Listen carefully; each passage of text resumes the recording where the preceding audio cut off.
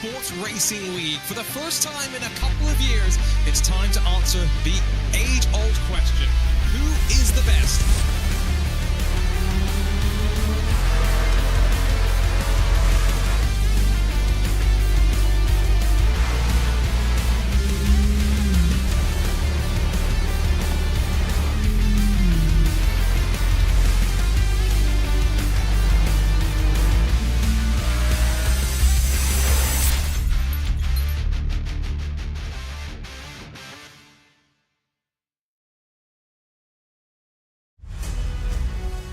Welcome back to the 2026 spring season of Esports Racing League. After a dramatic Final Four at Maastricht at Sim Formula Europe in January, it was Rafa ERA by EMM crowned as the Esports Racing League champions. But now, some fresh titles and some fresh faces as we begin another championship fight. Let's dive into all the action. My name is Arjuna Kankipati, delighted to be joined alongside by Lewis McLeod as we get set to jump into Live for Speed, a sim that's probably older than some of the drivers on our grid, Lewis. Yeah, I mean, this is when I first started in sim racing. This was when Live for Speed started to kind of phase out a little bit as everyone was moving on to other simulator platforms. And yet still, even here in 2026, a lot of drivers that are out there in the world of sim racing that have been in sim racing for 10, 15 years have very fond memories of Live for Speed, and for a lot of very good reasons. It drives really well, it races pretty well, it's always exciting, and it's something which, especially for the likes of you and me, Arjuna, might be a little bit odd and a bit different, maybe even a bit new for us. I've never driven. You've had a couple of laps behind the wheel at the RaceSpot studio a couple of years ago, but yeah, venturing into the unknown. But for those joining us for the first time, Esports Racing League, about requiring our drivers to adapt at the end of the day, Lewis. Multiple different platforms, that's what we're going to be jumping between, but all in a fast and furious format. We're going to split our teams into 2 heat races. A maximum of 3 drivers go onto track, but only 2 will score points. 5 teams will move forward straight to the quarterfinals. The rest will struggle through a second chance race where we'll pick up 2 more teams and battle into what will be a slightly different final format this season. Yeah, just 6 races across the night. That final format having 3 teams out in action with 3 drivers apiece, and then the top team in just a single race will be the ones that turn out to be victorious. And again, same as what we have a lot of the times when we have our 3 drivers. It is only the top 2 drivers in each given team that are scoring points in the race. So for some teams that have brought only 2 drivers for this event, well, they're still scoring the same as everyone else. So it should be all right for them. And that includes some relatively big names in terms of those teams who will be hoping to stay out of the trouble to open up the season. 4 platforms to build the regular season before once more we will race in person on the last garage. Live for Speed followed up by Gran Turismo next, Race Room and iRacing. I know lots of people excited about Race Room, but when we look at the cars as well, Lewis, there's a lot more focus on tin tops, on sports cars this time around. Yeah, obviously iRacing bringing out the Elantra. Race Room, we've got that Alpha at play. And I mean, look, I'm going to give it a bit of a shout. Yeah, you say a lot of people are excited about Race Room being in this. I've always maintained I think it's one that we kind of sleep on a little bit. I think Race Room's a great platform. I've had the joy of kind of being a part of that community for a fair while. It is a great community and a great kind of sim. More close to maybe like a simcade rather than flat out sim like what you would get on iRacing, but it kind of works. It's really, really fun to race, and I think that's going to be very exciting. It's going to fit perfectly in with the platforms we've got this season. And again, seeing Live for Speed out there this season is great. Gran Turismo, great return as well from last season. I missed it last season, so I'm looking forward to giving it a go this one. And with a car maybe a bit more raceable on Gran Turismo, a Nissan Silvia Spec R. So that builds us all then back into the Vickers Ache, the car that we competed in for our ERL Final Four in January. It's a custom car designed by our team behind the scenes at VCO on a platform that these drivers don't have the ability to practice day in and day out. Let's talk teams though, because a couple of teams renaming themselves, R8G changing over to that Vitality brand. But when we look at the list of the 17 teams that we have on display this time around, of course, I think all eyes on defending champions EMM Esports as they look to try and defend their championship. And not only that, in today's event, this season they've picked up a new driver, certain Darren McCormack. Obviously, was part of Virtus Pro last season. It'll be himself, Jenny Simicic and Mikkel Schmiedel, who'll be racing this evening, which is a great and terrifying three-driver team. Vitality, obviously under the name of RHE last season, I think we can all kind of agree, a little bit disappointing. So they'll be looking to fight back as strong as they can. TC Esports, expecting them to go quite strong this season. Same with BS Competition, expecting some big things from those. And of course, Team Nitro, Williams F1 Team Gaming, expecting some very big things from them this season. With 17 teams, what it does mean is that our heat's going to be split up in slightly uneven numbers. Will that play its part? We'll find out. Let's talk, though, about track, because while the teams all knew the car that they'd be racing in, the Radix P6, they weren't sure about the tracks and a brand new format, pick and ban. It all starts with the ban phase, and for those that performed well in the last season of the Esports Racing League, they had the chance to ban first. It was EMM banning West Hill that started proceedings off, but once we worked through the ban phase, 5 tracks off the board, a chance for the teams to then pick which tracks they did want to race at. And so as we worked through the picks, only 5 to pick from, but slowly the story started to say we were heading the way of South City Long. And this is going to be something, Lewis, that our teams will be thinking about all season long. Perform well through the season, you'll be a part of this pick and ban phase before every round of the championship. Yeah, and obviously just being a part of it is the important bit. You get to have that little bit of control as to where we're racing, and I think that is really, really critical because, let's be honest, the champs there in EMM, they want to go racing at Rockingham. That is not where we'll be racing this evening. A very tight and technical street circuit. Here's a look at some of the drivers we'll be seeing out on the circuit tonight, and again, we've got a great list. As we mentioned, some teams coming in with just 2 drivers, and that's what we're keeping an eye out for, Dominic Blyer and Nikitin Wisniewski. But EMM, Lewis has already pointed out, Darren McCormack now flying their flag alongside of Jerne Simicic, and Magic Mike, as his official social media handle goes by. Yep. TC Esports, got to keep an eye out for them. Vitality, this is a relatively strong opening heat. Yeah, and of course, from this opening heat, 5 teams will progress straight through into the quarterfinals. 4 teams will go through into the second chance race. Of that, trying to pick 5, you would lean comfortably towards your EMMs, your TC Esports, Vitalities, and Williams. But that isn't always the story, is it? You know, especially around a circuit like this. This car is tricky to drive. We're watching them in practice. They are sliding this car around here quite a lot. And it's also really, really narrow, so the chance of them getting involved in early carnage, pretty high. It is Radical-esque is the way we are describing this car. It's a mod available for Live for Speed, which, although it is 20 plus years in age, continues to get updates even now. And so some of the modern updates include graphics and physics related changes. With qualifying now seeing just 30 seconds left to go. Look how close it is through the field. Just hundreds and thousands splitting the majority of the top 15. Yeah, I mean, it's not a particularly a long course, about 90-odd seconds around. In that, we do expect the gaps to be pretty close. They are pretty close up there. A few drivers may be slightly out of position, but drivers we expect to be right at the front. Mikkel Schmiedel, Marcel Chinchik up there. Darren McCormack inside the top 5. Thibaut Kazmon, Yuri Toman, Jerne Simicic, Nikitin Wisniewski. Those ones 11th through 14th. Jack Keith, I know he's got a little bit of experience on this platform, down in 16th. Few drivers a little bit out of position in I'm excited for this race. I think it's going to be very, very chaotic. Opening corners pretty quick down into into quite a tight second turn, which is really the first proper braking zone. You know, I'm looking at the teams qualified up front. Yes, Motorsport's 1st and 4th, flying off the board, and their 3rd driver down in 8th as well. So they are in a very good spot. Vitality 2nd. 11th and 12th. There is our pole sitter. I never seen someone with the hood over the headphones locked in right now.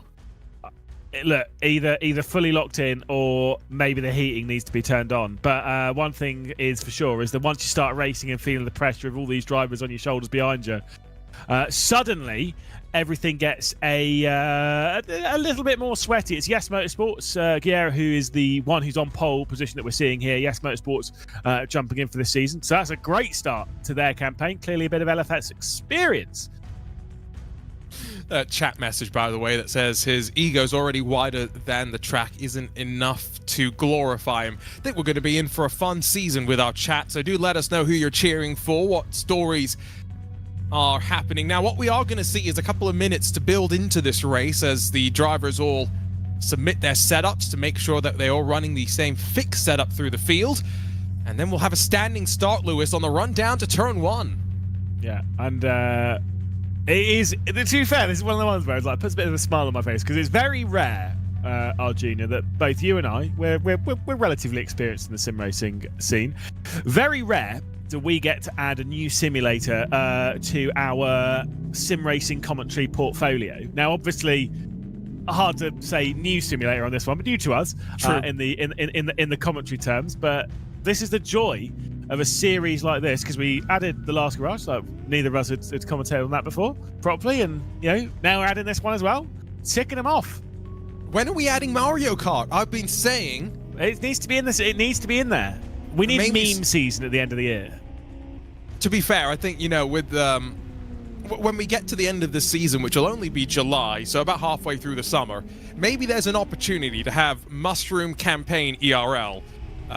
August and September before we get going for the fall season and potentially build to what I would assume is the plan to return to Sim Formula Europe. Let's quickly talk about what fun we had, Lewis, on site with an incredible community. It wasn't just our ERL group, but indeed lots of sim racing folk there as well. Yeah, obviously Sim Formula, great event, really, really great. I've been trying to get to it for a couple of years now. Andy Mason, who's the guy who kind of brings that one, brought it into fruition. Great to meet all of them, meet the Sim Formula side of things, and us have our event there as well. It was really, really nice to be a part of it. A great sim racing community event. Not only the stuff at the event, but obviously outside of it as well. Obviously, we had a lovely meal that was a part of it. It was really nice to have a chat with everyone. We shan't talk about the post-event antics, but there were plenty. Let's just go with that. T-Bag, what are you going to say to me now? How's your knee doing? Yeah, no, it's pretty recovered. To be clear, it wasn't any alcohol inducement. I was with Ewan O'Leary and Karen Roger, and they both challenged me to a foot race which lasted one step, and then I slipped over right onto my knee. It really hurt, let me tell you. Well, to be fair, we also had a failed attempt at playing golf, so that is true. It was an eventful trip, and we do need to talk about golf planning, by the way, for this summer, and working our way through that. On board, just seeing a perspective of the track, and that's exactly what I was thinking. Quick, bumpy, and, well, at least one thing we're not going to have to talk about today, track limits. Yeah. There's walls that will keep you well within it, don't worry. That fast section, that's the start-finish straight. This is going through turn 4. That's the end of the first sector there, through the left-hander at 5. We've got a bit of a chicane here at 6 before a left-hander at 7. Continues to turn round to the left-hand side as we go round turn 8. Really tricky complex up next at 9 and 10. Both of those going to the right-hand side. So we continue our left turn deep onto the brakes, dropping down, flicking it through the right-hander, continuing just to turn right once more before we'll have this left turn out onto the longest straight part of the circuit, down towards a very tricky left-hand hairpin, and then that run onto the start-finish straight, which is what we have here. So it's going to be a very fast run down towards turn 2, that I know, Arjuna, and it is fairly wide, so there's plenty of space for us to go 2, maybe 3, maybe 4 wide. And these are nimble cars, so as the lights build, what are we in for as we start a new Esports Racing League season? One car off the line, and then backing up, so I think he got fooled, as did I. Ignore the initial cycle through the lights, we'll have a second cycle through the lights, and get going. But new season, we can all make mistakes, including me. Yeah, no, absolutely. We'll have to figure that one out. Race Control obviously hot on it, and they've all done their driver briefings and whatnot. But obviously we are we're in the learning phase. The race control and such, I know they've been well versed as to how to piece this one together. I'm very curious to how this race is going to unfold. I know it's going to be dramatic into that opening corner. We've got Yes Motorsports on pole position for the first time in ERL up there as well. We've got the champions pretty close in tow. It's going to be an exciting race. That's all I know. Yeah, I jumped the gun. I was just too excited to get the season going. This is going to happen before every one of our races. By the way, Felix Van Delft has just messaged me with his idea for our Mushroom Cup. Mario Kart, Trackmania, and Dirt 3. Oh, yes. Let's go to start the Esports Racing League 2026 spring season. And it's Yes Motorsport that's going to lead us up in towards that fast opening corner. Already shuffling behind as we head on to the brakes. Marcel Chinchik to the inside, and contact behind as we work our way through turn 2. Oh, goodness. Whoa, big crash. I think it was McCormack potentially getting into the rear end of someone there, going down into turn 2. Huge moment on the brakes and some big spins as well. A few teams now very far out of position. Guerre is the one who's had the whole shot from the race lead. Cody Nikola-Latkovsky's found his way up into 3rd position. So a solid drive at the moment from the 118 as Mikael Schmiedel with a bit of damage right in the middle of all of this. 13th position. Clearly he was the one that was involved in a little bit of that contact down in turn 2. You can see the damage on the front left of his car. This is back up to Don Blyer, who's feeling a bit of pressure from Latkovsky behind. I think what I'm seeing at the moment, look at those vitalities. Marcel Chinchik and Thibaut Casvon, 4th and 5th. Remember, the top 2 cars for each team score points. They're in a great position right now. They got very lucky, though, because Marcel Chinchik was almost right on the scene of the incident when they all drove into turn 2 and got away with that one. Dara McCormack not so lucky, as now more drama up towards the fast left-hander. It's Latkovsky that's gone wide and then makes contact with one of the TC Esports black and gold machines. Now 2 of them in front of him. And for Latkovsky, it's kind of a bit of an odd one there. Obviously, not great for him. Tomas Ribeiro is not too far behind him. Watch out, by the way, for Ribeiro on Race Room later on in the season. He is the fastest driver on Race Room at the moment. That's going to be impressive. A great signing for the 0 Point Racing team. But they were in great position. Cody Nikola-Latkovsky in 11th and Tomas Ribeiro in 5th. Those 2 are teammates. Still would be scoring well to be one of the top 5 teams, which again is the most important bit right now to get into those quarterfinals. And speaking of, Nikitin Wisniewski, who's qualified down in 14th, great job to move up into 6th. Only 2 of those Williams F1 Team Gaming Radix P6s in the field. Don Blyer in 2nd. They are doing enough to guarantee themselves a spot in the quarterfinals where their lack of numbers will start to be exposed just that little bit more. We'll continue to tick through the laps, but already a big gap up front, and I get the sneaking suspicion that our pole sitter is going to be the one to beat today, Lewis. That was a statement of a qualifying lap to open up the season. Yeah, and for Yes Motorsports, they will be one of the top 5 at the moment. Obviously, with that top position at the moment from Guerre, but teammate in Lakakis is only down in 7th position, so they're definitely scoring pretty well. So what I'm seeing at the moment, Williams F1 Team Gaming scoring well. We've got Yes Motorsport scoring well. We've got Vitality scoring well, and Williams scoring well. Those would be the ones at the moment to move through. I am not 100% sure as to who the other one would be right now. I would have to do some looking. Might be TC Esports, actually, with 9th and 11th, and Jack Keithley and David Sobrero. Make that 9th and 10th now that Latkovsky's been passed, and that's where my mind was going as well, in front of Yuri Toman. Alejandro Barreto squirrels through turn 1 in the Samantha Tan Racing 121. Bash off the wall for Yuri Toman. He's already banged up the front side of that Radix P6. Why not a little bit more? On the edge of the top 10, here's Latkovsky trying to fight his way back in front of David Sobrero, who's now got Jurnain Simoncic in front. Oh, but if I'm a 0 point, I wouldn't be taking any risks, as there he goes up on the 2 wheels before bringing it back down in 13th position. Mikael Schmieder was one of the ones to try and sneak through in all of that. Latkovsky just about keeps the point in the right direction. There's a spinner in the background. Who was that? It was Yuri Toman, one of the Vitality drivers. You can tell by the bright yellow dropping down the order. Here's a look at Cody Nikola-Latkovsky. Chaotic scenes here in the mid-pack, and even more chaotic scenes. What's happening? He needs to stay out of trouble because his teammate is up there in the mix of the top 5. And last thing that he wants to do is cost his team that automatic spot in the quarterfinal, because we know just how crazy the LCQs will be. Thibaut Casabon's going to throw a lunge up the inside of Thomas Ribeiro. The two of them are fighting plenty, and it's bringing Nikodem Wisniewski back into the mix here. Indeed, Thibaut Casabon going side by side at present with Thomas Ribeiro. The two of those across the line. It's the 0-point car, the black and yellow. Yes, from one side, they are very hard to tell different parts of them, but obviously Thibaut Casabon in the bright yellow Vitality car remains behind, stays in 5th position. At the moment, this is one of the ones. Use that experience of this kind of format of racing, which, Marcel Cinczyk, Thibaut Casabon, and Yuri Tomin should all be very well experienced with this style of format, this style of team racing, which has been so prevalent in sim racing over the last couple of years. For now, don't take any risks. Hang on to those positions. You'll be moving straight through into the quarterfinals, and I would also hammer that one back home to Nikodem Wisniewski behind, with Dominic Blyers positioned in 2nd. There is no need to take that risk. This is where coordination, right, with the team managers and the engineers on the radio will be so important. Ensure the team all understands where they are placed right now as time continues to tick away. Now, these are 12-minute heat races, not 42 minutes as it shows on the top of your screen. Don't worry about that.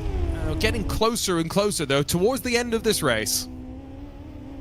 We're getting told that 6 minutes remain in this race, so we have plenty of time. This is that final turn down at 12, which takes us back out to this incredibly long run along the start-finish stretch. It's kind of those zigzags a little bit like what you'd get at maybe Baku or Vegas. A little bit wider than that, but still plenty of speed built up here before we drop down through the underpass, climbing back up, and then heavily onto the brakes at turn 2. Slightly into the barrier there for Nikodem Wisniewski. Car slightly sliding going into the 2nd corner, but Thibaut Casabon kind of, this group's kind of spread out a little bit, but I mean, it's certainly not spread out completely. No one's feeling particularly calm in this group, I'd imagine. No. This is a track as well. You don't really get a chance to breathe outside of the brief back stretch, which is relatively straight. Front straight is not necessarily straight, and you've got that fast breathe into turn 1 that runs you back up to turn 2. A second heat incoming after this, remember, for the 2nd grouping of teams, and 5 more of those teams will advance directly through to the quarterfinals. For some drivers, this may be their only outing on Live for Speed. Dara McCormack defends from Salada down into the hairpin. Behind sits Koke Lopez, but McCormack struggling with the damage on the car.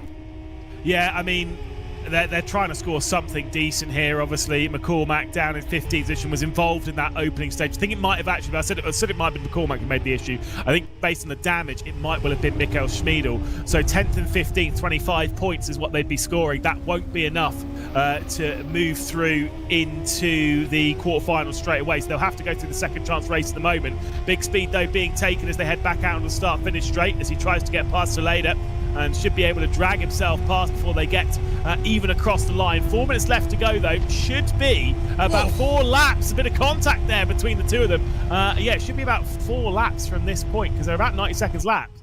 But Guerre is so far ahead. That's a big squeeze, by the way. Great camera work from our team at SBTV, showing the group at IndyCar what 360 cameras can really do. Squirrel out through the opening sector, not quite at that chicane at 5, 6, and 7 just yet, but now with gap starting to build, field settling down.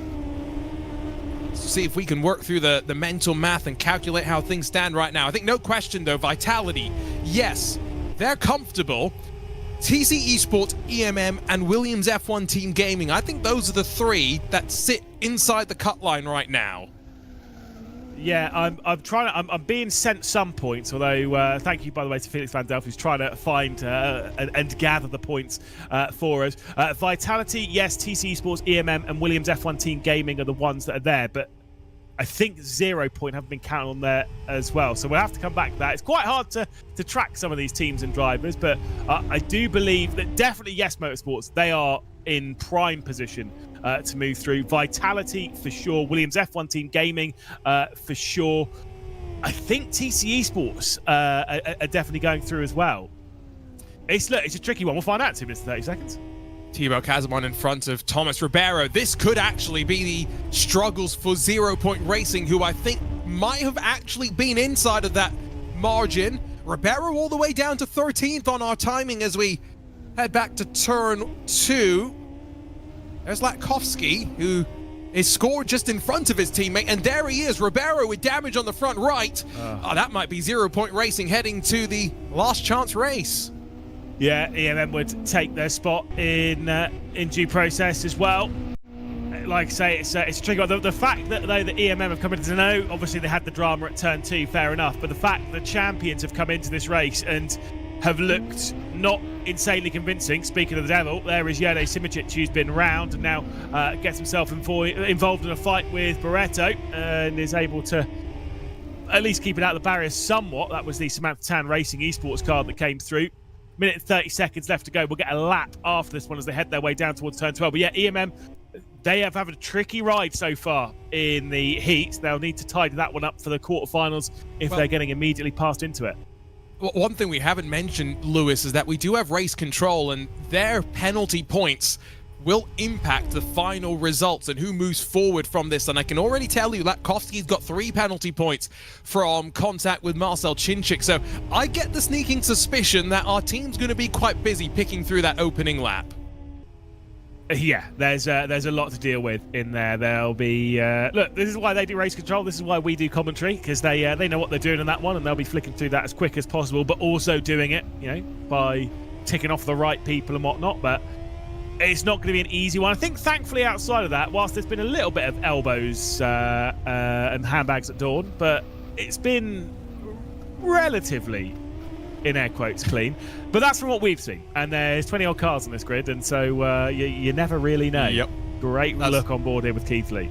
That's what I was thinking. Somewhere through the field, someone's saying, Lewis is a liar. It's been a crazy race. My teammate, Jack Keithley, going back to that Wrench Sports Summit a few months ago, so no bias, but, we are the best wrestling tag team in the sim racing business. I love this track, by the way, Lewis. These onboard shots really do it justice. I love a street circuit. I love the speed that we get around here, of course, based loosely on the Birmingham Super Prix back in the late 80s, early, I think it was 89. But here comes Gabor Guillet. First race in this competition this year. It looks like it's going to be a W for him. And W for Yes Motorsports as well. Barely a reaction in the pitch black as he grabs the win here at South City Long, although not backing down as we fly out through turn 1. I wonder if there might still be 1 lap to go. Indeed, yes, on to the final lap now, Lewis.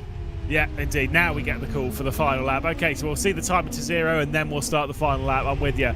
Koke Lopez here for TC Esports trying to make some progress. Doesn't need to do too much though, because this is one of the things.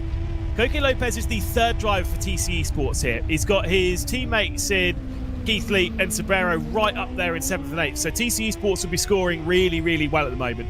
However, if Lopez gets involved in an instant hit and causes a crash, those penalty points will be taken off of the team's total. Sobrero and Keithley have just lost a bunch of positioning as well. Yeah, there was one. That was Sobrero stopped on the inside of the track at turn 6. It's all gone wrong on the last lap.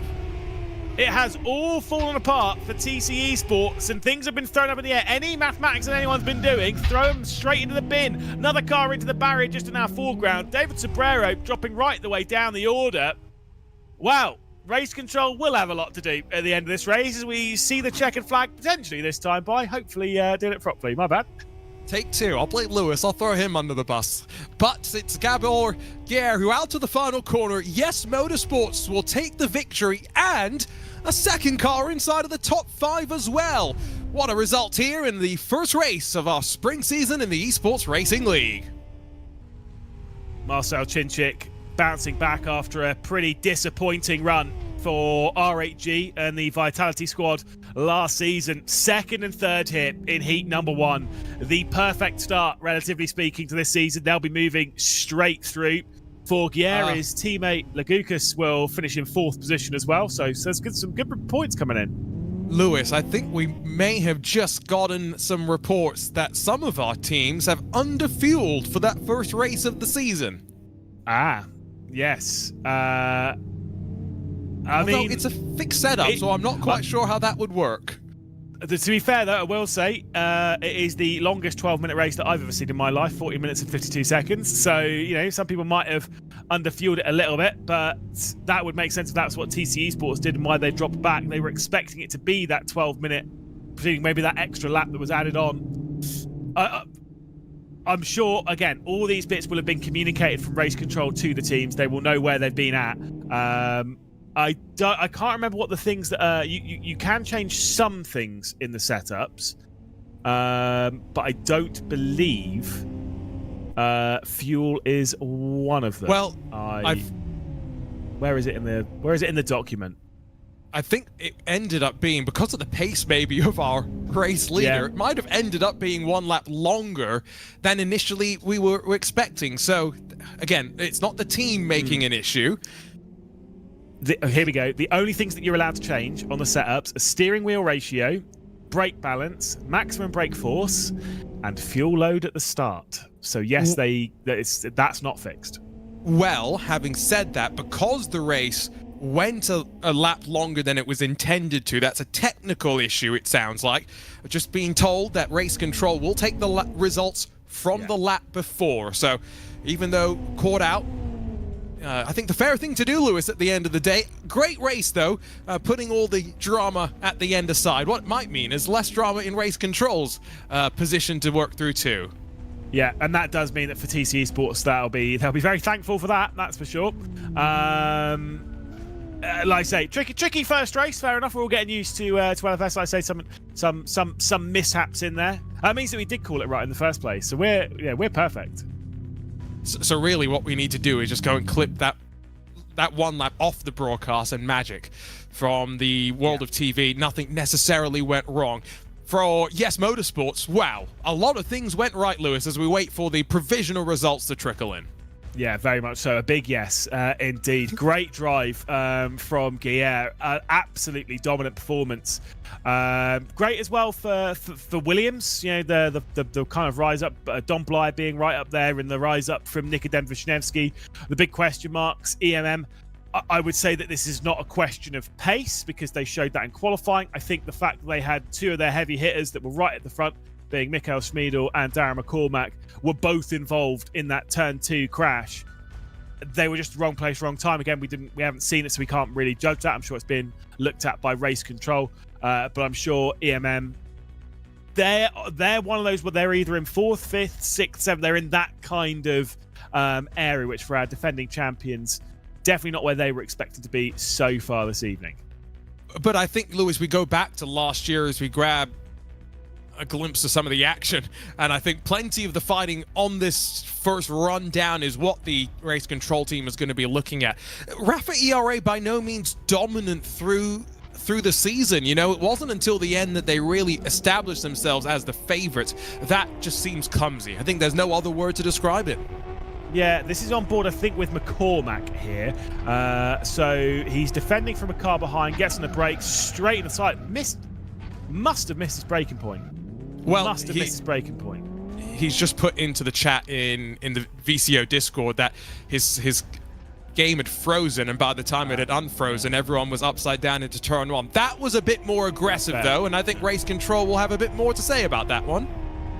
Yeah, like I say, a couple of bits to be dealt with here. Cody Nikolatkovsky directly ahead of us. We're on board with one of the Vitalities. And to be fair, Latkovsky, I'll be real here. Latkovsky, I think, moves over in that braking zone quite aggressively. More fighting into the fast turn 1. Cool, back end steps out, and that is hellacious. That's exactly what happened to Thomas Ribeiro. Yeah, Ribeiro going for that, or trying to keep that foot. I mean, look, these cars in this car track combo, not an easy one to deal with. Very, very tricky to navigate. This car is quite slippery. Those barriers are extremely close. And this track, when it comes to a street circuit, is so difficult because it's so fast. It is such a thrill ride around. getting close to those barriers, chucking it between the walls. It is a brilliant drive from Goyev. Had absolutely no idea of the drama behind. And he's so unaware of the drama that he hasn't come to join us for a chat just yet. So I don't think we're going to get a chance to have a conversation with the first race winner in the brand new ERL season. But it does mean that we can start to focus up towards heat number 2, where Absolute Motorsport, just 2 drivers for them as well as for Customs GT, but all other teams with strength in numbers, BS Plus competition. They'll be one to watch, as I think will Team Nitro. They'll be a little bit disappointed, I think, on reflection with how the Final 4 ended up going back in January. And Visceral Esports, they had such a strong start to the last season in the ERL. Can they maintain that momentum this time around? Well, we'll have to wait and see, won't we? That's starting on LFS is so different to what we've raced last season, and so any team that have got great form, like we had with obviously in this case Team Nitro, we have with EMM in the last one, doesn't mean you're going to start out as strong this season. But it is what it is. There's Marko Pejic in that orange, I would assume, BS competition shirt. Great thing about BS is I'm hoping that the cars on track will have different colors as well to make my life and Lewis's life a bit simpler. I do think, by the way, we do have Race 1 winner standing by. So as we look at qualifying, which we should note, by the way, is an open session. All cars on track at the very same time. Just one hot lap there. Let's catch up with Race 1 winner. He's standing by with Lewis. No, he's not. He ran away from us. Which is fair. You know, he wants to see what's happening this qualifying. Absolutely understand. Fair shout. I'm sure, based on pace, we'll be catching up with Gabor a little bit later on this evening after that incredible drive. That means that we can refocus completely on this qualifying session, and we can see the high speeds of South City Long, which is based on a fictional, or is not based, I should say, on a fictional track. It's based on a real track, but is very much kind of fictional, based on former street circuit in Birmingham. But from what we can tell, somehow it's made its way down to London in the virtual Live for Speed. It is the South City London Borough, apparently. It's based loosely on the Birmingham Super Prix. That kind of idea. A little bit wider, a little bit higher speed. But, I mean, to be fair, the Birmingham Super Prix was mental. So, seeing Super Tourers be flung around. If you haven't seen it, I'm pretty sure the broadcast of it is on YouTube and definitely worth a watch. Absolutely cracking. Bit of motorsport heritage as we're seeing a few. Oh, Visceral's got Isaac Price. There we go. Seeing where some of these drivers have ended up. They've got Isaac Price, but no livery on their car, apparently. But I did see that they got it in, so see if that updates at some point. Provisional results, by the way, from Heat 1, Lewis, as I have them. Vitality, yes. Williams F1 Team Gaming, TC, and EMM, the 5 teams that will move forward as Team Nitro, Leon Burt. That was a great run out of turns 1 and 2. Yeah, to be clear, when you say Vitality, yes, you don't mean Vitality, yes, they're in. You mean Vitality are in, and yes, the team, yes, Motorsport are also in, and then like I say, Williams, TC, and EMM. So going on countback, TC, I wouldn't say getting lucky. They played their cards really well in that race and ran out of fuel, but just means they were playing the fuel number very, very close as we start to see some of the extremely high speeds on board with Leon Burt dropping down the hill. Big braking zone here into a double right-hander. Flicks it through, climbs back up the hill. Gotta say, this car sounds great. And the car it's based on is, the way it was described to me was introduction to slicks and wings, right? So it's such an interesting concept to throw around this sort of a track, because it's not a road-based car like we'll be racing on Gran Turismo. It is a purpose-built racing machine, but maybe with a bit more compliance and forgiveness than a thoroughbred race car. But just look how much purpose it has as it navigates out of that final hairpin, and Leon Burt sprints to the line. I'll tell you what, watching these these drivers throw these cars around. I love myself a street circuit. I kind of want to give this a go. The only thing is that never, ever, this is some advice here for you, Arjuna, do not challenge our broadcast director to a 1v1 on LFS. Hugo Luis has plenty of experience on this platform and is happy to drive at any angle around here. I watched him drive a Caterham around the shorter version of this circuit, sideways. It might not have been a Caterham properly, I don't know, but it was sideways pretty much the entire time. Yeah, well, yeah, that was your first problem, was challenging an iRacing world champion to a one-on-one. Lewis, a good friend of mine, but I'm never going to lie to you and tell you you'd have any hope against Hugo, let alone I think who was the other driver that you often mentioned? Kevin Siggy. You once raced in the field with him. Don't think you had much hope against him too. No, certainly not these days. I've got more hope of taking on Rory McIlroy around Augusta National, but either way, we'll see the drivers kind of navigate this qualifying session, kind of trying to find that clear bit of air. Obviously, like you say, open session, so everyone's on circuit at the same time. As much as this is circuit which is quite high speed, I would absolutely not be looking for anyone's slipstream or anything like that. I just want to get the lap in by myself, get me away from anyone else. And we're not going to, as I would assume, not going to get this open qualifying session for any of the other rounds, with the exception of the last garage, which I think we did have open qualifying for, Lewis. I could be wrong on that one, because unfortunately we were a little bit further away. We were a bit further away from the drivers, couldn't quite look over their shoulders. But lone qualifying is such a different situation. At least here we've maintained the one-lap pressure, right? Where you have to get it done, otherwise you're starting at the back of the grid. Yeah, there's not really much margin for error either, which is certainly not helping. Yanni Kattler here throwing the car around, bit of lap traffic as well to navigate his way past in the Visceral Esports car, sliding left and right. This car is all over the place in the hands of Yanni Kattler, and yeah, I guess warming up tires. I guess I don't know. That's crazy. Well, isn't there a certain physics model that was often complained about being a bit too drifty with the tires? Every sim's got its little quirks, right? And so everyone's trying to understand those nuances.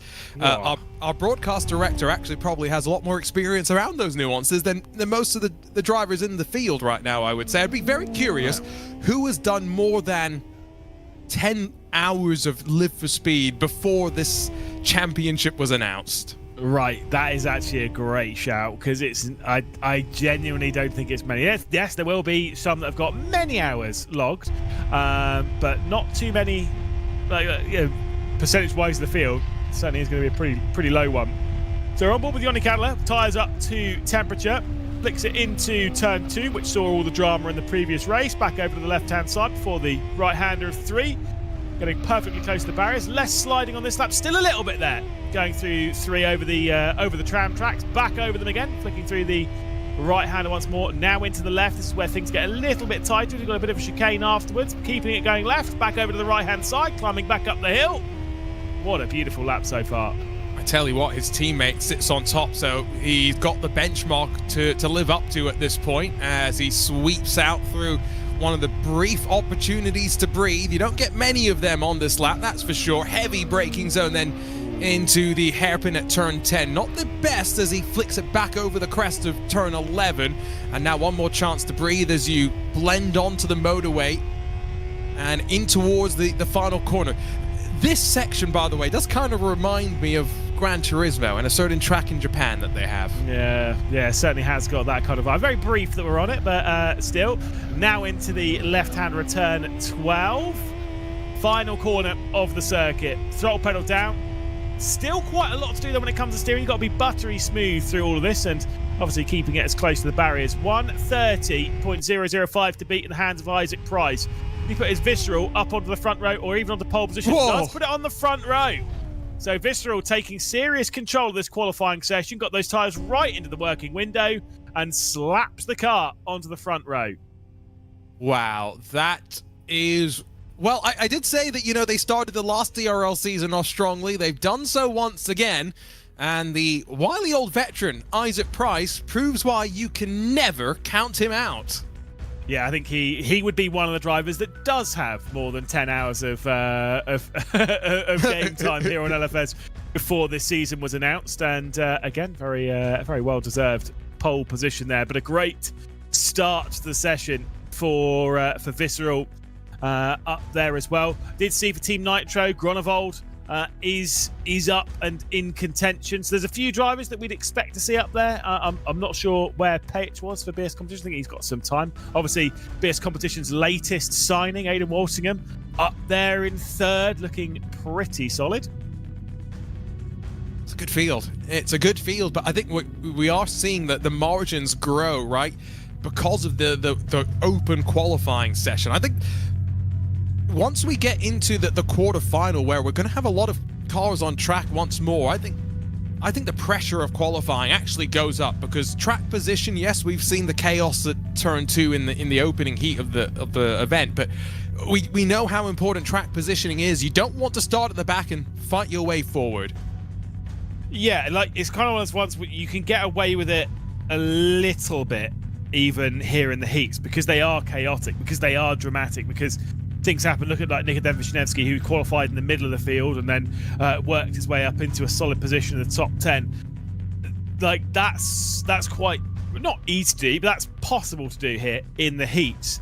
That will become less possible as the evening goes on. Once we get into the quarterfinals, it will still be pretty possible, but then once we get into the quarters, smaller fields, just 6 teams in that one, then things start to get a little bit more difficult. By the time we get to the finals, there'll be just potentially 9 drivers out on the field. You will need to be on those front couple of rows. That pressure will really, really build. And qualifying 9th on that, you're probably not going anywhere really from that. As our drivers now just wait to move forward into the race, I'm just wondering, this track is about 4 kilometers long, so it's not necessarily a long golf course. But Lewis, if you were to play the game of hitting a golf ball around the track, and the challenge here is it cannot go out of the track bounds. It must stay within... Stinger Central, gotcha. Exactly, you got me. You can use the Roche Chastain off the wall if you want to. How many golf shots do you think it's going to take you to get around here? I think less than you'd think. The tricky section, this is a really specific question. But like, you don't really want to rip driver, because you could slice it, put it like, unless you're going to hit it really low. It's my driver 3, is 4, magic 5, 6. That section's pretty difficult. Past 8, you just tap it and it'll just work its way down the hill. That bit out of 10 though, because it is a steep hill out of 10. Big climb out of there. It's that's a tricky part. So lights go green. The drivers will wait, and we'll get 12 minutes onto the board. Arjuna, who's your pick for winning this one? Oh, I'm not picking. Come on. Mainly because I don't want to curse Visceral and the story that would be off the front row. Obviously that is my pick. I think that'll be the best, but it all goes into how we run through turn 1, right? We had so much chaos. Dara McCormack is his technical issue, meaning that stay out of trouble. It's easier said than done, right? And yeah, I think Isaac Price hoping he can have a clean run down into that opening corner.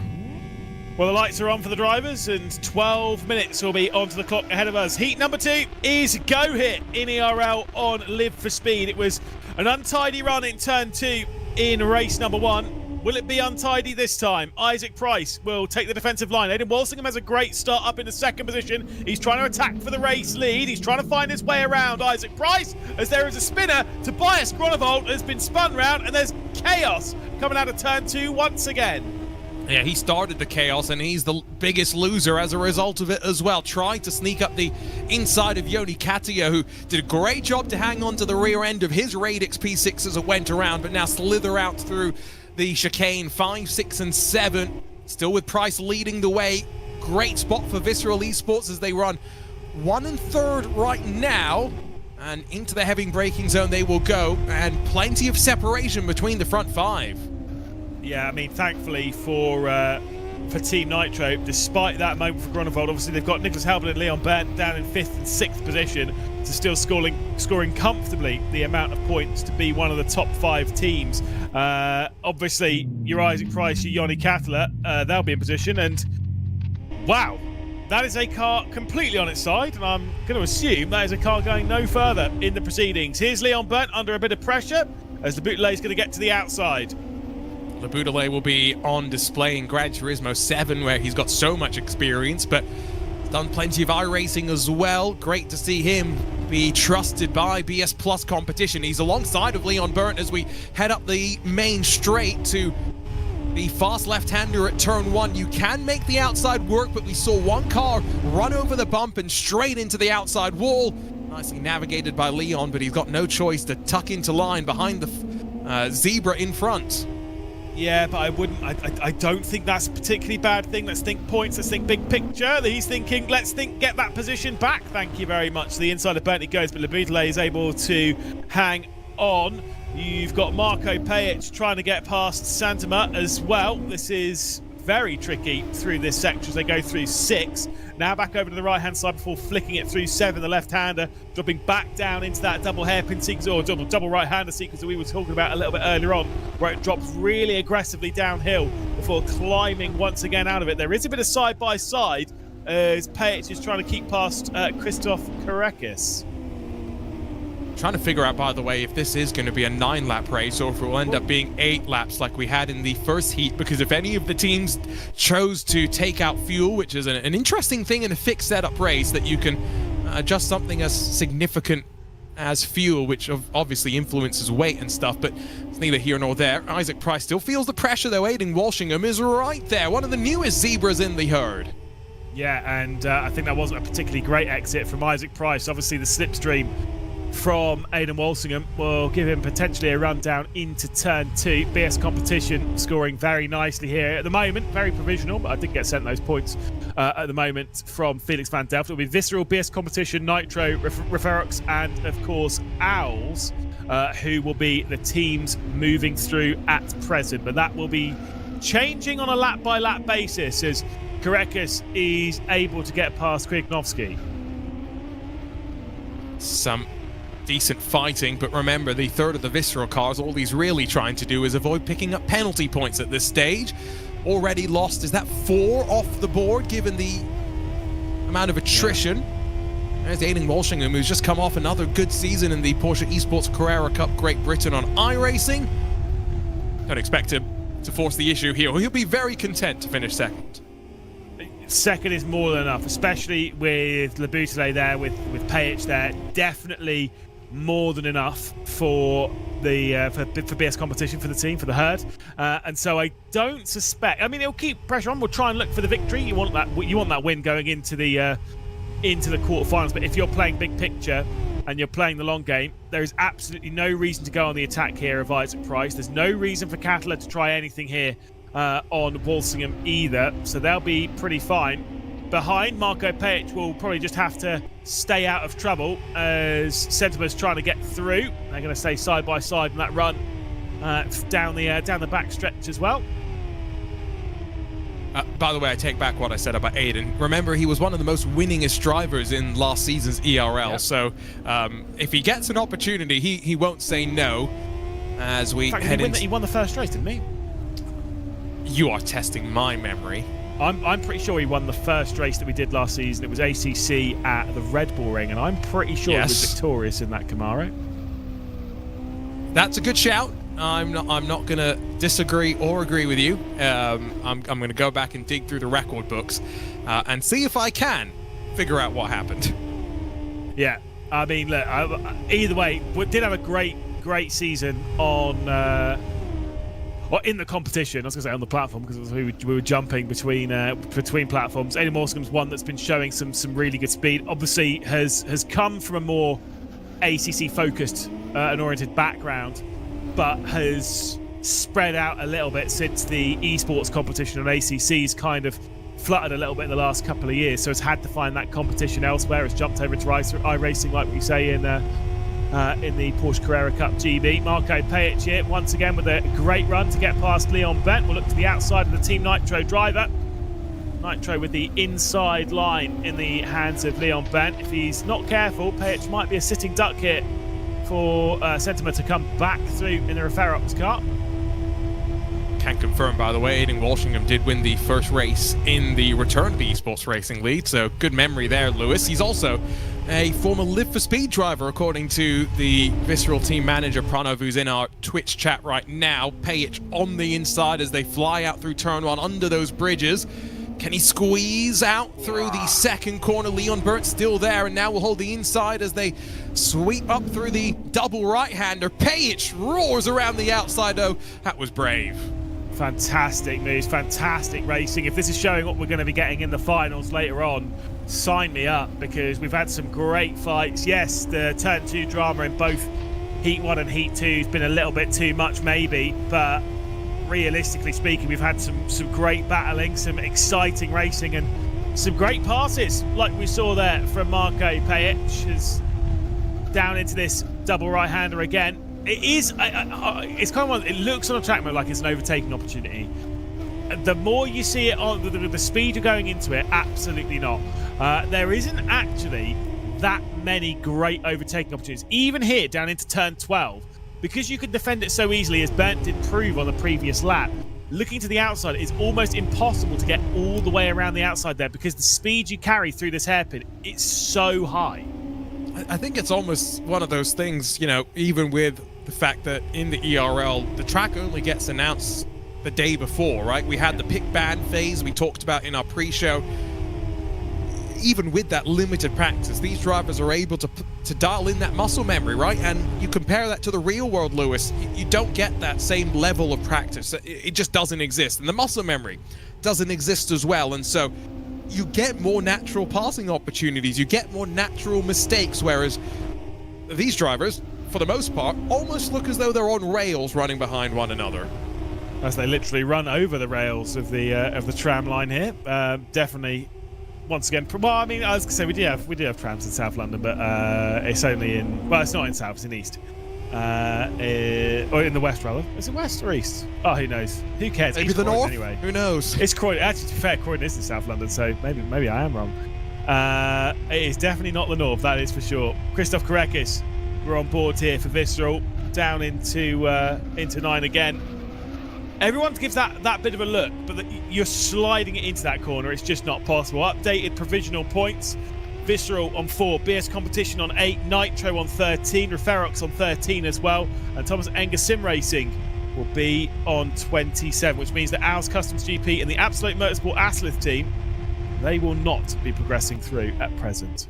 This race a lot simpler than our first heat, I think it's fair to say. Remember, though, that for the teams that don't advance directly, they go into that second chance race where only one of their drivers on the team is competing. So it's a very different race that we'll be in for. And, you know, I'm kind of excited. What happens when you shrink the numbers down and let these drivers have a bit more room to run? Not much room out through turns 1 and 2. I tell you what, we've seen plenty of side-by-side action through there. And if you're on the outside of turn 1 and 2, it seems to work quite nicely. Korekis slices forward. Yeah, I think it's because the slipstream you get going from 12 out of the final corner, the slipstream you get is going to bring you side by side. Because turn 1 is so fast, you can stick it around the outside and just commit that little bit deeper on the brakes. As much as turn 2 on the track map looks pretty tight, in reality, it is still plenty wide enough. Isaac Price is checked out by 1.3 seconds over Aidan Walshingham. Yoni Kattler in 3rd position. I don't think we'll be going too much on the attack. This is the closest fight that we've really got on the circuit. It's Nicholas Halban trying to keep Thomas Leboutelet at bay. Oh, into the barrier, just a touch, just clipping that rear right. I would say if I'm the BS Competition team, if I'm in Leboutelet's car, no need to go on the attack. Obviously, you want to try and get through and get into the top 5, but you're in the important spot at the moment. There's a big look down the inside and a big lock up to go with it. That's the thing he needs to avoid. To be honest, he can afford to fight here. If he makes a mistake and loses a spot, well, Marco Pajic, his teammate behind him, picks up the position. But the thing he can't afford to do is rack up those penalty points. And at the end of the day, as much as they're running on rails, the wheel-to-wheel experience, you cannot discount it. And so as Leboutelet switches back underneath through turn 1, that was a great move. Executed it nicely, and Nicholas Halban gets demoted down to 6th. time-wise, we should be on the final lap of proceedings. This should be the last one. We'll discuss it as we go. And there we go, the updated graphic. We are on the final lap of the race, which Isaac Price has been dominating. Great fight here. The Bouteille is in the top 5 now. Halvin will be trying to find his way back through. We're going to see a big slipstream fight, I do believe, between these two on that start-finish straight, because I doubt they're going to be separated by more than a couple of tenths across the line. Leon Burnt sandwiches himself into the wall and is going to lose out as a result. Karekas will come through, and I don't think that will be it. Abe Santenema's not close enough into the tight hairpin as Isaac Price alone up front. Yeah, I mean, try and pick these 3 teams apart. Yes, they are 3 different teams. Fun. Obviously, one of them being a Visceral, one of them being a Team Nitro, the other one being a Referox car as well. Trying to pick those 3 apart is not easy. Why do we always go with black and red? But there is a bit of black and red out front, a little bit of white on the front as well. But Isaac Price is going to cement his place in history once more. Another victory for him in his sim racing career. This time, though, our second race on LFS, second race of the new season here in ERL. And it will be Isaac Price on top. Dominating performance once again. It's WEC spec, black and red, isn't it? A drag race to the line. Abe Santenema comes out just in front of Leon Burnt, so pays the price for the contacts. And don't forget, there's still contact after you cross the line. There's a little bit of argy-bargy in the aftermath. But that now means that, Lewis, we have 10 teams moving forward to the quarterfinal. Our race control team still picking their way through some incidents, but we're getting ready for the second chance race for the first time this season. Yeah, and I do believe, like I say, we've already had Vitality, yes, Williams F1 Team Gaming, TC and EMM from the first heat. I believe that has stuck. And then it'll be potentially from this point Visceral, BS, Team Nitro, Referox, and of course the Thomas Eng Sim Racing team should be the ones to move through. But I'm sure there might have been some late changes there late on in that race. That race time, by the way, a little bit more, I think, appropriate and what the teams are expecting. So 12:50 instead of, what was it, 14:50 or something like that. It was pretty lengthy, the race that we finished in Heat 1. So just goes to show why our race control team made that call, and I think once again correct call was made. Very much so. I mean, look, easy mistakes to make on all parts, and the right decision has been carried out outside of that. So that's the important side of it. Tell you what, while we wait for our points to get finalized for us to be able to move forward to the second chance race, why don't we catch up with a race winner, Lewis McLeod with Isaac Price. Isaac Price in the commentary booth with us again. Obviously, one of our, I'm going to say this respectfully, so hold yourself, one of our elder statesmen in sim racing compared to a lot of the young guns. I'm sure plenty of experience on LFS back in the day. I mean, what have you made of this? That was a great drive and a great victory. What's it like being back on LFS? Yeah, I mean, I've been back playing LFS since the pandemic, really. So, yeah, it's not too much new ground for me, but obviously the update's new and the tracks are a little bit different, and the people we're racing against are different as well. Like, I mean, I'm used to racing Aiden in Porsche GB or on ACC. I'm not used to racing him on LFS as often. A long time ago, yes, back in 2014, but not for a while. So it's definitely familiar, but slightly different. Try and describe this car track combo to us from a driving perspective, because obviously, clearly, someone who gets along well with this car track combo very clearly. It's such high speed and so brutal. What's that like as a driver? Yeah, you have to be very precise, but it's a car that kind of lets you hustle it around a little bit, which is what I like from a car, really. But yeah, obviously, very punishing if you make a mistake. So yeah, you kind of really have to be in the zone to drive well around this track. Now, refocusing on yourself, on the team, Visceral Esports for you this season. Looks like you've got a great couple of teammates in Katla and Karekas. What are you expecting from tonight? Because it seems as though not only are you right the way up there, but, I mean, Yoni Katla finished on the podium as well. Yeah, I mean, it's hard to always know what to expect. Like, I think if you ran this event enough times, we'd win the whole thing, I think, tonight at some point. But we've seen in the past that potential doesn't always mean that you get the result in the one that counts, right? Like in the past, RHG went out on RaceSpot in the first round. So You know, it can happen. If it can happen to them, it can happen to anyone. You just got to keep your focus on whatever the goal is next, and just take the evening as far as we can. Obviously, there's a few strong teams out there. Obviously, you know, familiar names, and also the Yes Motorsports guys who are, you know, masters of Live for Speed. And I know that Gabor's probably, this is like his favorite track, or one of his favorite tracks. So I'm sure that'll be tough to beat as well. Yeah, and at the end of the day, with the way these qualies are, anyone, if they put their PB together, could be at the front, and then it's hard to overtake in the race. So just have to wait and see how it goes. Well, Isaac, it's great to hear from you. I hope it's not going to be the last time we hear from you this evening. We'll see you in the quarterfinals a little bit later on. Thank you very much. There we go, Artino. Great to hear from Isaac Price. This is how he won the race. I mean, obviously there was that drama behind once again at turn 2, but got that start right, led away from pole.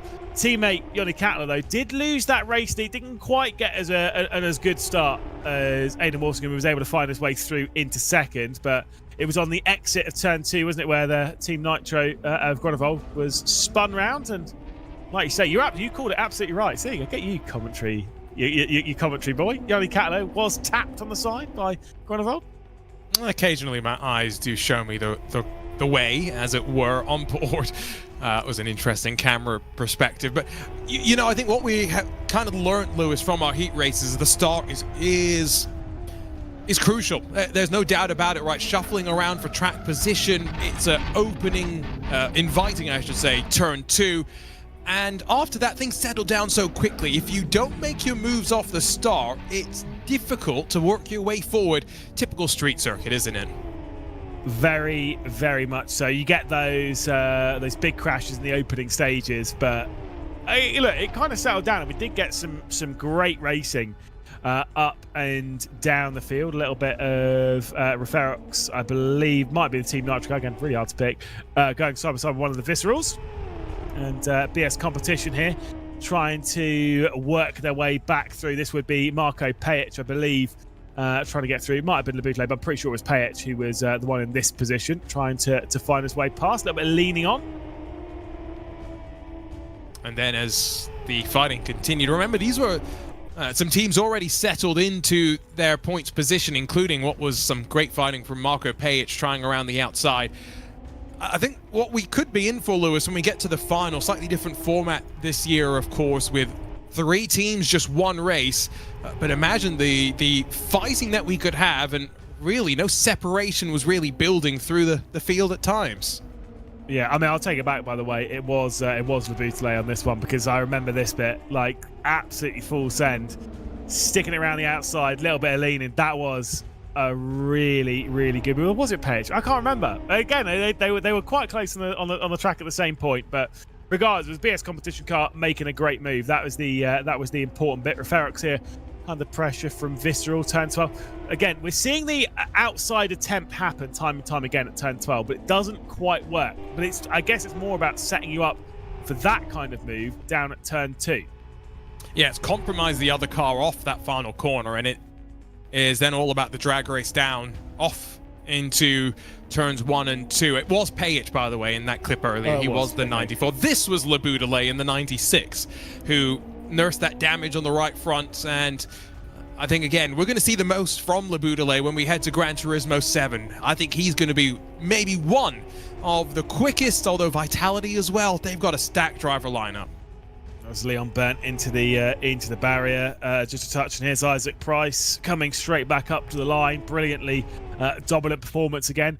Look, unlike last season, where Gran Turismo 7 was like the standout big question mark, right? That was the one that we all kind of went into thinking that was going to be the deciding factor. Hilariously, RHG were the one that won that one, and it ended up clearly not being the big decider because it didn't go through into the final anyway.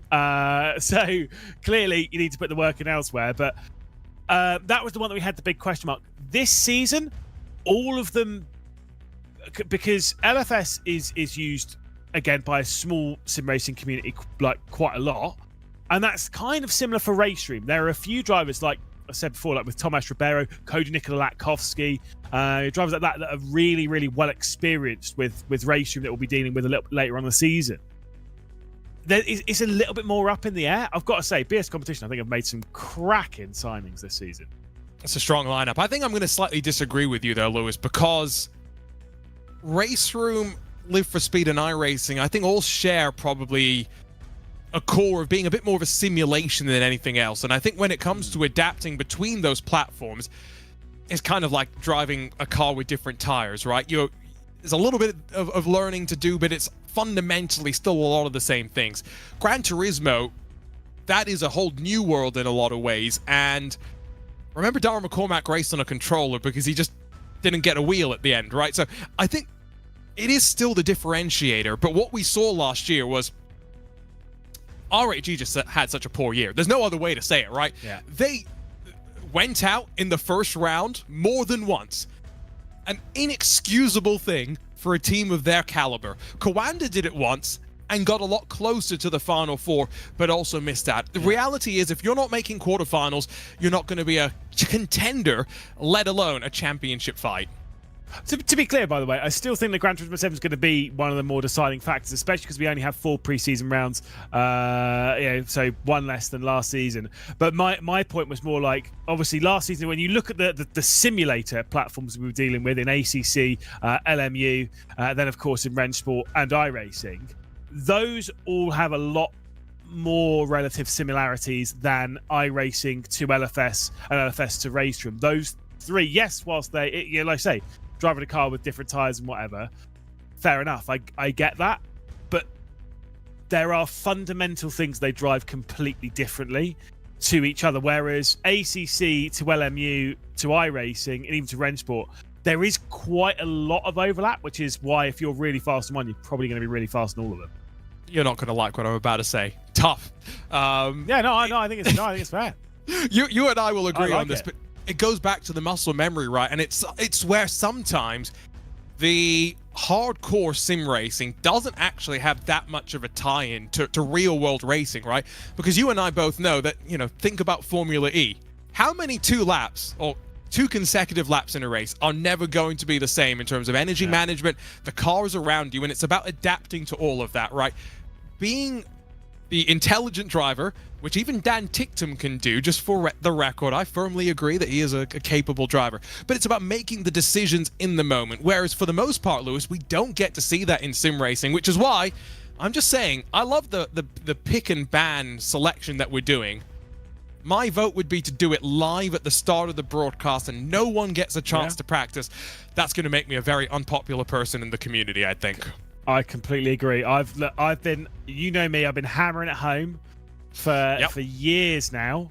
The way that you make sim racing more exciting and more dramatic, and it is unpopular from the drivers, for most of them. Some of them really like it, but for the most part, they don't like it. The way you make it more exciting is you basically bin off their ability to practice. If you remove as much time and chance they have to practice as possible, you start getting a really exciting product. Now, we have limited it in a sense, right? Not everyone's going to be practicing every single race, but they do know what the circuit is a little bit in advance. They do know what they're racing. It's not quite there yet, but I agree with you. Let's just do it before straight away, right at the start of the broadcast properly. And that's one of the things that made the Final Four a little bit more dynamic, right? The fact that it was on the Last Garage, a platform that has only been accessible in person at trade shows in the past. You had a car that was designed purpose-built for us. Parsifal Park, the track was unique in ways that you have to go back to watch the broadcast to really understand. So yeah, I really do think there's a lot of things that Florian and the entire VCO team has probably learned from hosting that first of our in-person events and has taken from that. Let's talk quickly about the points now that we've got a couple more penalty decisions that have come through. Think no surprise in Heat 1, Lewis. Yes, Motorsports and Williams F1 Team Gaming. 1 penalty point for Vitality Sim Racing pushes them down to 3rd, but 3 very closely matched teams with TC Esports and EMM moving forward. And EMM would be the one that I'd look at in there as the great unknown, I guess. Obviously, our champion team from last season, they have a lot more to show. They kind of got dealt a bad deck, obviously with the technical issue there for McCormack, and obviously the big crash that kind of followed it. I think that's what the 2 penalty points would have been from, which I think everyone would accept is probably pretty fair. Yes, technical issue, but there was still a big crash. Someone needs to pay the price, right? The bottom 4, all of those behind that, they'll be going into the second chance race, as will Owls Custom GP and the Absolute Motorsport Aslith. The top 5 teams there, Visceral, great performance, first and third. Could have been first and second. I mean, Cattler definitely had the speed in that. They qualified first and second. BS competition, again, great speed and great chance for them to do well this evening. Ferox, Team Nitro, and Thomas Eng Sim Racing.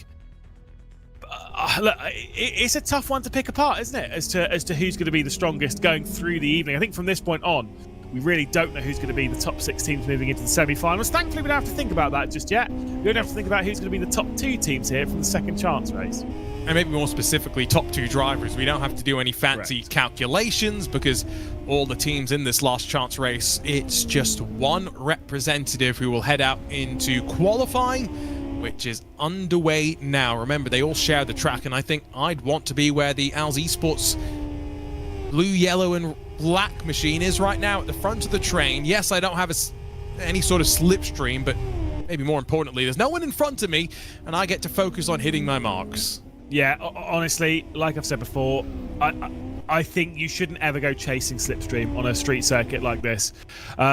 We see it time and time again. This is not even just a sim racing thing or even this event thing. This is a general thing in motorsport and sim racing. The more you try and chase the slipstream, the more likely that someone else is going to mess up your lap. You're better off just going off, finding your own little space in the track, putting in the fastest lap you can. And sure, it might not be, because you're not going to slip, you might not be fast enough for pole position. But by you doing your own thing and putting your own lap together, for a lot of these drivers, you might be in that top 5, maybe even on the front row. Whereas if you're trying to hunt the slipstream all the time, that's all you're looking for, the likelihood is it's either going to be pole position or you're going to be back in the field. And that is not a gamble I want to play with. Separation building a little bit as... well, that's a Spanish drift moment through turn 2, unfortunately, for Albert Rogue, who's effectively now just overheated the tires, and that is something that is a concern with Live for Speed. You're managing the thermals, although in the one lap, maybe not such a big thing compared to the slightly longer races that we'll be building up into. Out of the chicane, that was a bit tidier, but still working at the wheel. Yeah, belt's tightened, and you kind of need it when throwing the car around this bit. Whether they do actually tighten around him and that kind of whatever feedback that goes with it. I've had that once before in sim racing. It's actually very interesting. Very odd feeling, but it works for some to give that extra little bit of detail. Roig's trying to pull every bit out of his car, but maybe pushing that little bit too hard in that opening portion. Still looks like a solid lap that might get a top 5. But remember, we are only looking for 2 drivers. The top 2 drivers after the race, those will be the ones moving through. And in terms of teams, I don't think there's too many surprises from who is having to push their way from this second chance race. But remember, that was also one of the things that Lewis was part of the return of the Esports Racing League. The fact that we had what were called the so-called core teams, the slightly larger esports organizations, those that have been with the Esports Racing League through previous iterations as well, and then the contender teams. By no means was that splitting them in terms of speed. We had contender teams like Visceral Esports show their speed last year, showing their speed here once again. Yeah, and again, I'm excited to see them try and show it more and more. Which, like I say, we spend all this time speaking of our like I say, our top teams, our esports teams, and those contender teams, those ones that are a little bit below the cut for that, are the ones that we're kind of very excited to see what they can get out of themselves over a season. There are a few teams, of course, at this point that have you maybe classify as a contender team, 0 point, right? Being one of them. I genuinely think they're one of the teams that, from what we've seen there in the heats, they're one team to look at to get through even straight into the semi-finals. I think they would be one of those teams, maybe even a final later on in the night. They are out of position in this, and this should be a relatively easy race for them to at least get one of those top 2 spots in the hands of Cody Nikola Latkovsky. Maybe that is the one team to be slightly surprised by, but I think with the majority of the quick times on the board, Kowski and Vera slated to slot into the front two grid positions as HGE Racing Esports maybe try and match up with the 0 Point Racing. Both those teams, interestingly, coming out of heat number 1. I'm always curious to try and figure out which is going to be the stronger of our heats as we work through this season.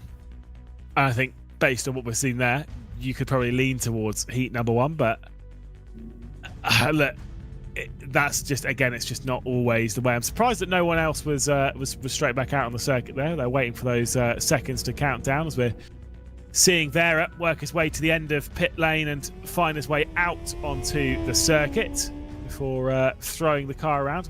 Good job we're not doing any pit stops here. Look at this for a pit lane. That's a dangerous place to be on pit lane. I'd be scared. Right. The car's flying towards us.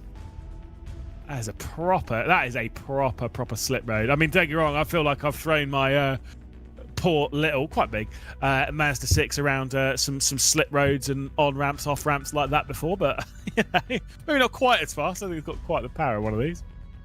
So remember that we are getting ready to eliminate all but 2 of our teams. The top 2 drivers will move their teams forward in what is scheduled to be just a 10-minute second chance race, which, if I'm understanding correctly, then probably means less than 8 laps. I'd assume it should be, based on the time, just one lap less, rather. Yes. It should just be the 1 lap less, but well, look, we'll see. And I'm sure if we call it wrong, everyone's going to be nice in the comments, right?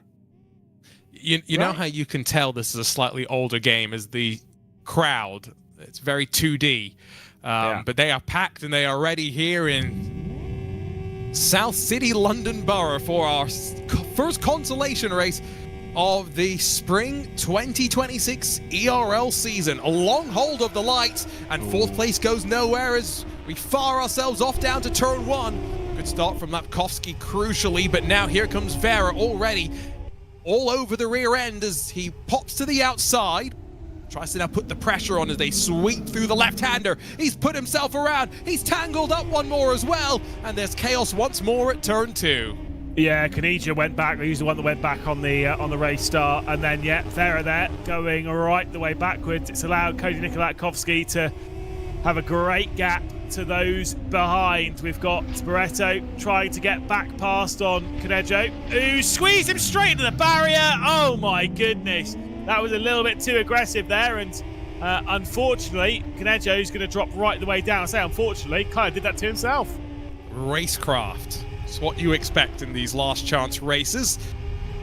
The minutes tick away at the top of your screen. Already 60 seconds off the clock. Lapkowski has a 1 second advantage at the front. Remember, anything outside the top 2, it doesn't really matter. And so it's Owls Esports on the charge now in 3rd and trying to close a 0.6 of a second deficit up to David Salado.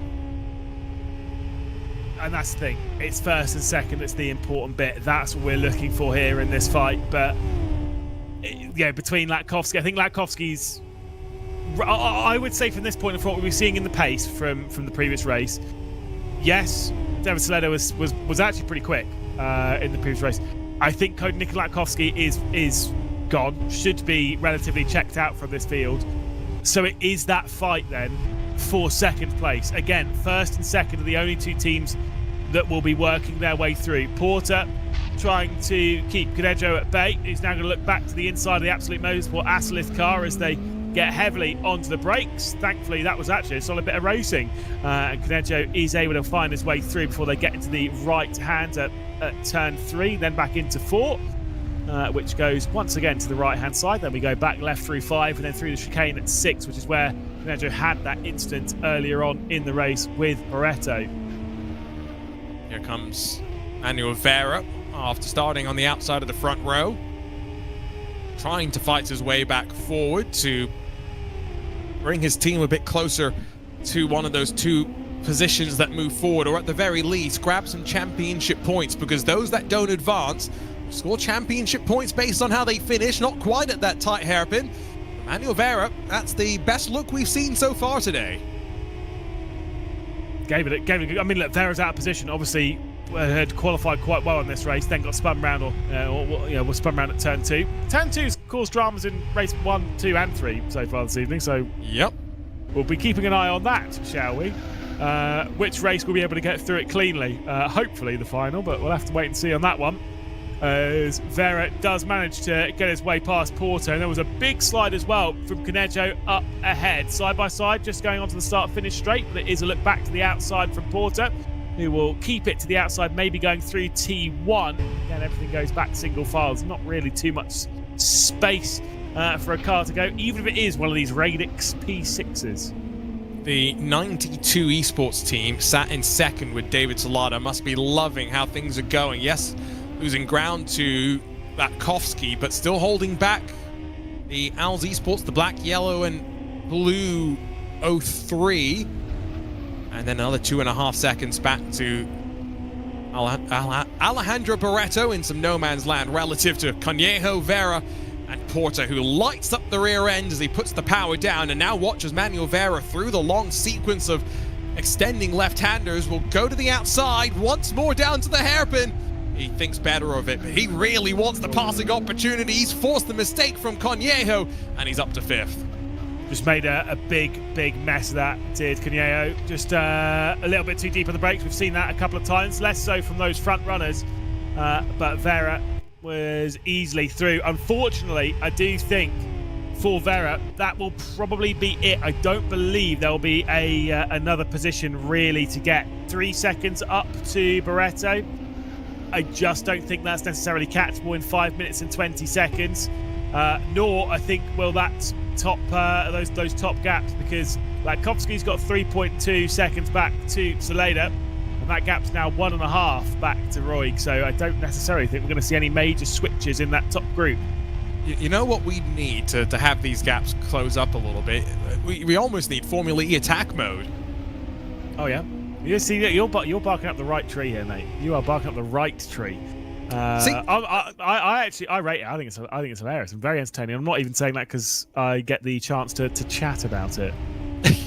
No, well, in the commentary booth, you've got 2 people that, we're okay with making rules that encourage racing. Yeah. As much as that has been a hot button topic in 2026. Right. Look, I will say, as a motorsport enthusiast, this is going slight podcast mode, but just it's fine. You brought it up now, and you've unleashed the dragon. I don't agree with it in Formula 1. I do not think it has any place in Formula 1. But Formula E is banter, so let's go with it. Yeah, I agree. The pinnacle of motorsports, I would rather not see lift and coast through some of the scariest complexes in motorsport, as unfortunately Porter has found himself into the wall and may not be the only one struggling right there. There was a lockup of the right front, the outside tire from David Salada as he went down through that final corner. There comes that black, yellow, and blue 03 for Albert Roig as he tries to close up, but separation building with 3.5 minutes left on the clock. Yeah, I mean, it was a bit of a scary moment there. You don't want to be locking up too many times going there because you're so fast going into 12. And that front right lockup could do an awful lot of damage. I mean, even then, you just keep catching it there. You'll be going straight on, and not too far away from the apex of the corner is a wall, and you'll be hitting it pretty quick if that were the case. Perfect drive at the moment coming in from Cody Latkovsky. As again, Porter has a bit of a moment. That is clearly a moment coming up and over the crest out of 1. So much damage on that car. It's not going to be easy to drive at all. I would suspect for the next 3 minutes and 7 seconds, it may well be backwards once more. Here's a replay as to what happened a bit earlier on in the race with him. He is limping the car around. That's what he is doing. So we expect plenty more moments. It was down at the hairpin where things started. He comes over the crest of the hill, slams the left side into the wall, and then from there, I get the sneaking suspicion he's had plenty of moments in this race. Yeah, it's not been a fun one, unfortunately, for Porter. But again, we must remind ourselves that yes, we do have some of the top esports drivers in the world of sim racing, but we do have regular Joes out there as well, just just people trying to have a bit of fun, just people trying to get on the broadcast a little bit. So maybe that is a position for them, who knows? But it's been a tough race. Let's go with that. 92 Esports, we're on board with Solana right now. This is how you're supposed to do turn one. Oh, it's so fast. Nice and smooth as he tips the car in, but then as soon as he gets to the apex and asks for a little bit from the rear, that's when things start to go a bit more interesting. Watching the hands at work, this is a great camera angle, just to, especially through this first and second sector where it is so tight and twisty, see what these drivers are having to do through the lap. Yeah, an awful lot of wheel movement. There you go, trying to feed it in slowly, but the rear end doesn't want to grip too much to the road, so you are sliding, but you've got to kind of roll with it. Dropping down the hill, what's it going to be like down here into this right-hander? Turns the steering wheel in, bit of understeer there. As the pressure has come completely off the rear end for Solana, as Roig's been around, and unfortunately Porter is also out of the race. Roig's dropped down to 6th. I don't think it really impacts much for the top two. The task still fairly simple. The gap between Alejandro Barreto and David Solana inside of the cut line, as we'll head on to what I suspect will be the final lap of the race. Bit of a wiggle there. That was a very wild moment for Barreto in the Samantha Town Racing 121. And now the drag race back down to turn 1. The bright orange and red machine for Vera is going to be left on the outside. But we've seen this work before. That was a very large moment. It is indeed final lap of the race. Nikolakowski is in position. The battle for third continues as they remain very close to each other. And Barreto is just trying to hang on against Manuel Vera, but goes for a spin, asks too much for the rear end of the car, and does a complete 180. Has to stick it in reverse before going again. That was a great fight. Vera left everything on the table with the outside. Big risk. And Barreto is the one that paid the price for it. Fantastic racing. End of the day for Samantha Town Racing, alongside of 3 other teams, all as 0 Point Racing. It was looking good at one point. Latkovsky drifts that car down through at turn 10, but it is redemption for them. They will live to fight in the quarterfinals, but they cannot afford any more slip-ups from here. And remembering, of course, that we've seen so much chaos on our opening laps for 0 Point Racing. It will be full focus for qualifying when we go racing in a few moments' time. But out of the final corner, power down and foot to the floor for Cody Nikolai Latkovsky as 0 Point Racing winner in the second chance race here in Live for Speed. Yeah, very good for them to progress through into the quarterfinals. A well-deserved and dominant performance from Cody Nikolai Latkovsky. Of course, we'll see the other drivers across the line. Slade's done enough in the number 92 Esports car, and Manuel Vera, the first teams that we will see no more of this evening. Unfortunate. Slightly smaller field in this year's Esports Racing League than we've had in previous years, which does mean if there are any teams who are watching and maybe interested in joining for future editions, just head on to social media to learn more and to potentially be a part of future ERL seasons. But Lewis, our first batch of teams eliminated, getting ready for some quarter-final action. Yeah, now the serious knockout begins. There is no more second chance races. We will have half the field wiped out in the next one.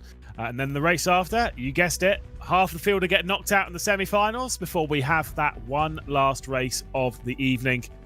This is how everything unfolded. Cody Nikolakowski, I think, was pretty perfect. Big shame, though, for Manuel Vera down at turn 2, which, again, bit.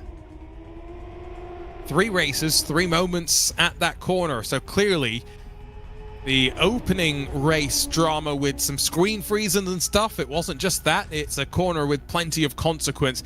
And once more, it's not just the rear tires putting too much power down. It was actually the front making contact that unsettled the car. And not only one of the Radix P6s involved, and then from there, there's another look at what happened.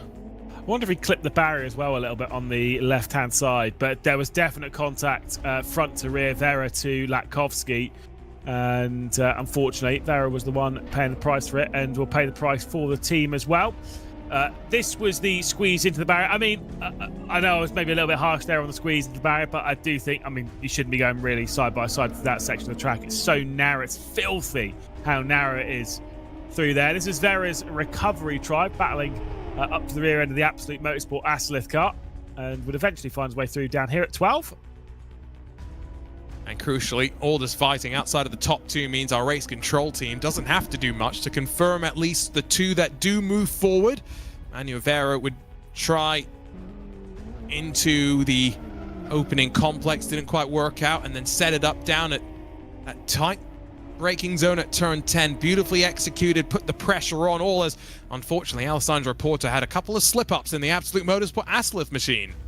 And eventually would unfortunately retire from the race. This was some more battling late on in the as Vera was again continuing this recovery, was getting to the outside. There would unfortunately be a spin on the inside, which would allow Vera to come through into third, but unfortunately that recovery only to third position. 0 point though, they were on point, weren't they?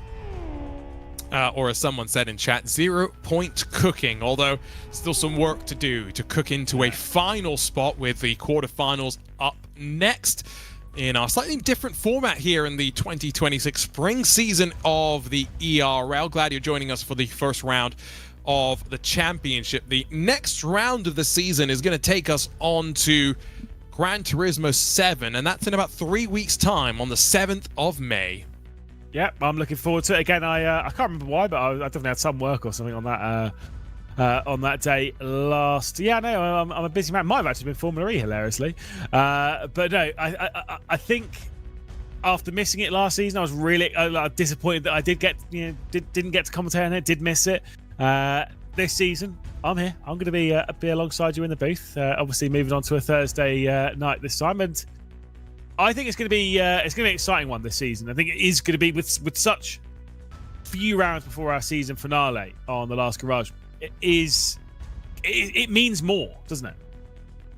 And because I think the car is going to be a bit better for racing, that should be fun as well. 21st of May will be on iRacing, so that's a short gap between those two rounds, but not sure how many drivers will end up racing on both, with quite a few Gran Turismo specialists on our entry list. And last but not least, in the regular season on the 11th of June, so effectively a month after round 2, we finish up the regular season on Race Room. That all builds us up to another 1 month gap before the in-person final, in Cologne. Lewis and myself allegedly will both be there. Our top 4 teams fighting for the championship belts on the last garage. Look, we'll see if maybe Florian might sack us by that point after hearing yet more golf chat. Yeah, but we'll keep the golf chat coming. Don't you worry. One thing though, going into the quarterfinals, obviously we've just had the second chance race where it has just been the single driver teams. We are back out to all 3 drivers representing each of their teams, and that will be the same case all the way through the rest of the evening. Each time we see these cars racing, there should be 3 of each team. Of course, there are some certain scenarios like Williams where there is only the 2. You want to start talking about team golf? I see how it is. Scramble tournament. Qualifying will get underway momentarily, and once more, only the top 2 drivers in the team score points in the upcoming race. And we know that qualifying is going to be relatively important, but also I would think, Lewis, trying to find track positioning out there, because 12 teams, 3 drivers a team. There's not all teams with 3 drivers, but there's going to be pushing 30 cars on track for both qualifying and the race. It's going to be busy out there, and finding that clean bit of air again. We've said before, this circuit's only 90 seconds long, really. Finding that clean bit of space when you've got 30 cars taking on, obviously, in this quarterfinal will be tremendously difficult. It will get easier when we move into the semi-finals to find that bit of space. In the final, you shouldn't really have any problem with it at all, just 9 cars circulating. But this, getting your clean lap in, without things like this, for example, TC Esports there, getting a little bit of traffic as they're working their way round, and I'm sure won't be too pleased with it. It was the 92 Esports car that was directly ahead. You don't want that in quali. No, and again with increased traffic, do you maybe do something different? Which, you know, we mentioned that these tires are very temperature dependent, but do you maybe wait until the end of the session, let everyone go out first, finish up their runs, and keep yourself out of their way?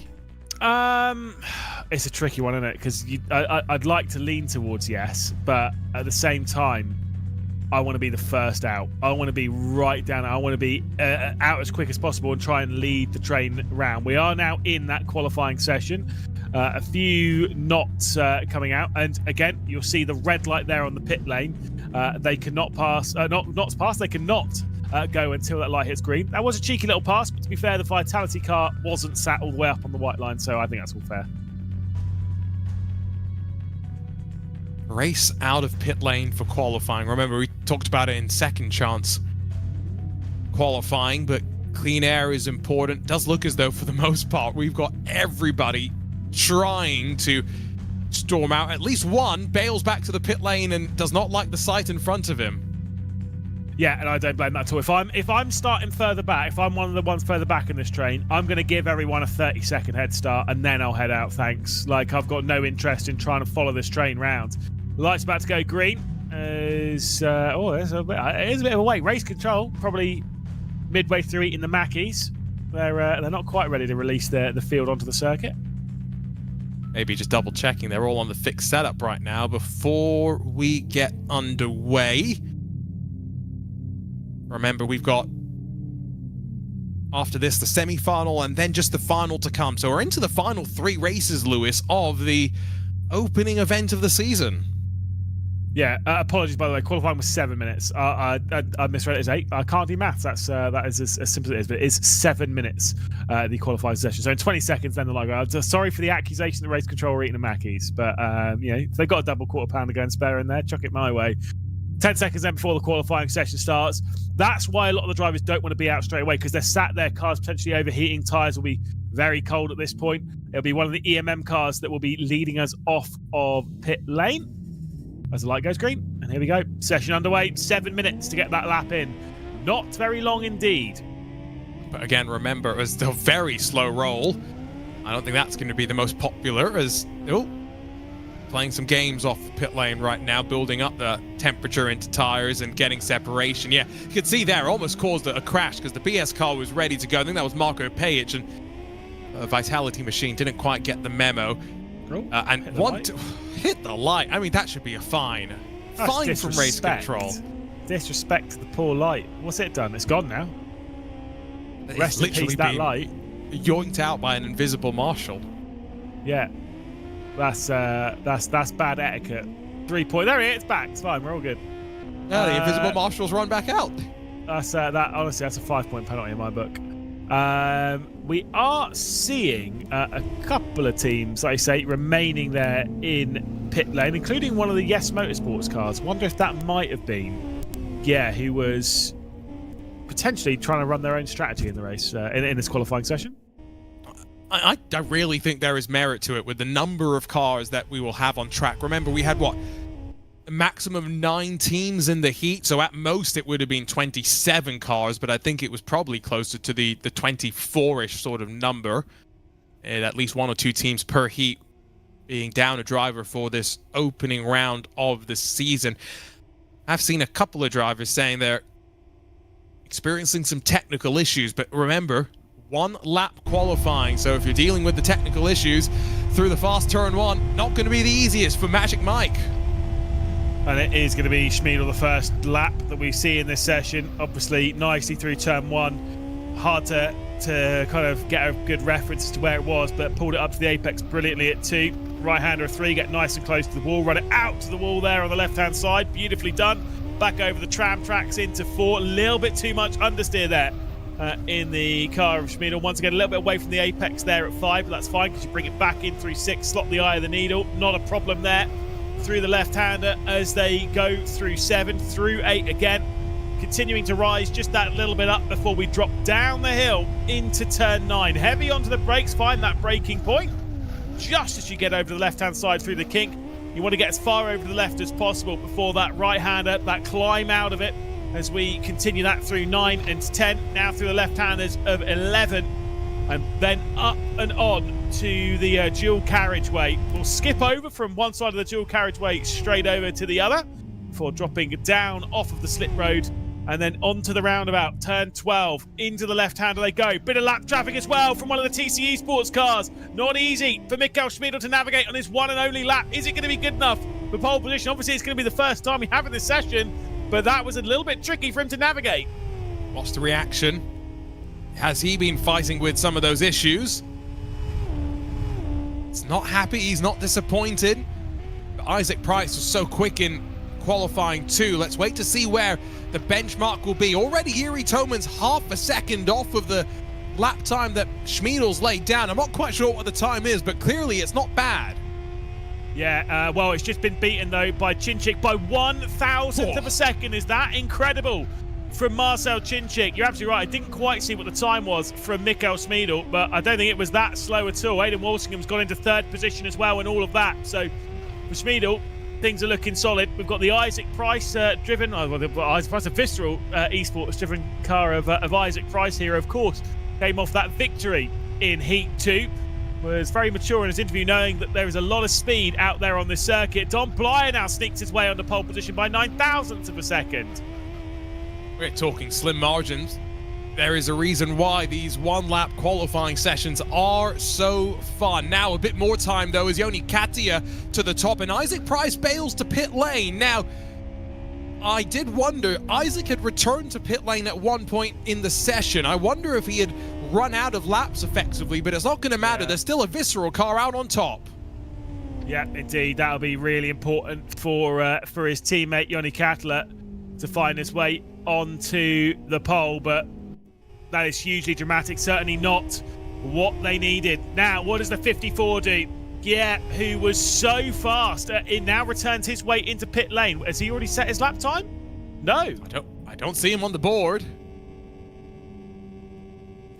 No, me neither. Goodness. That's hugely dramatic. So I go back to the speculation. Was he another one? Isaac Price has a best lap of 1:55. Yeah, I think by coming to pit lane, they've accidentally potentially triggered something and will start down the tail end of the grid. We'll find out though as Price is still out on track and navigating his way around.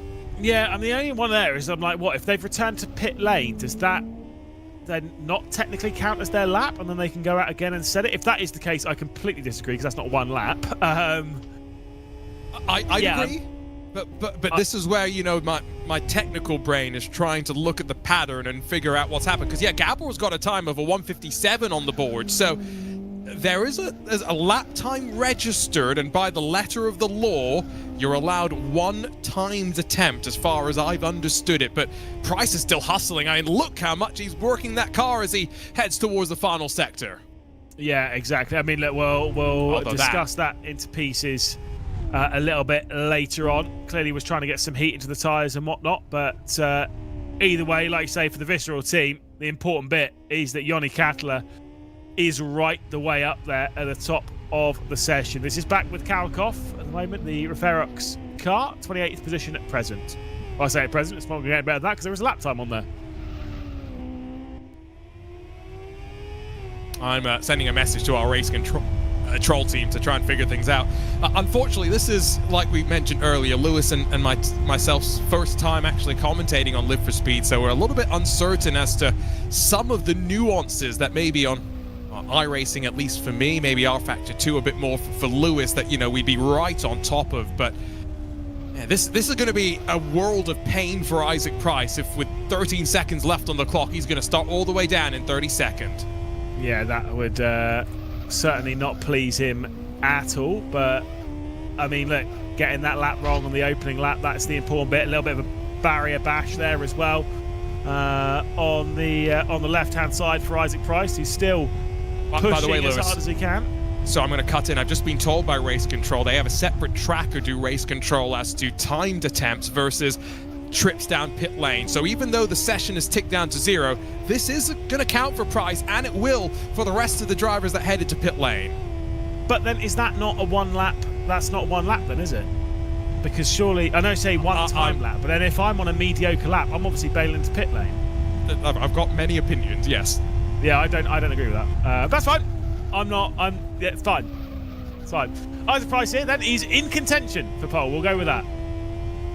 Out of the final quarter, it was a scruffy lap on occasion as well. But as much as Jeremy Clarkson used to say, you know, slow sometimes looks. Fast looks slow. That's not always true in these cars where you're wringing everything out of them. And there we go. It's Visceral 1-2, but reverse the order from heat number 2. Yeah, that's a great lap time from Isaac Price, but obviously it won't be done yet then, because I'm sure there might be another couple on the laps. Where is Giet? Did he go back out? Yes, he did. There he was across the line, I believe. There he goes. Rather, Yes Motorsports was on pole position and took victory earlier on in the day. Could he steal this away from the Visceral duo? Across the line. Goes only to 8th. Not good enough for the Yes Motorsports car. But look how close he is. He's only 1 1/3 tenth of a second away from pole position. The times, Lewis, it's half a second between the top 20. Yeah, incredibly close, and that's what we like. You know, we like seeing it that tight. We like seeing it that difficult for them to navigate.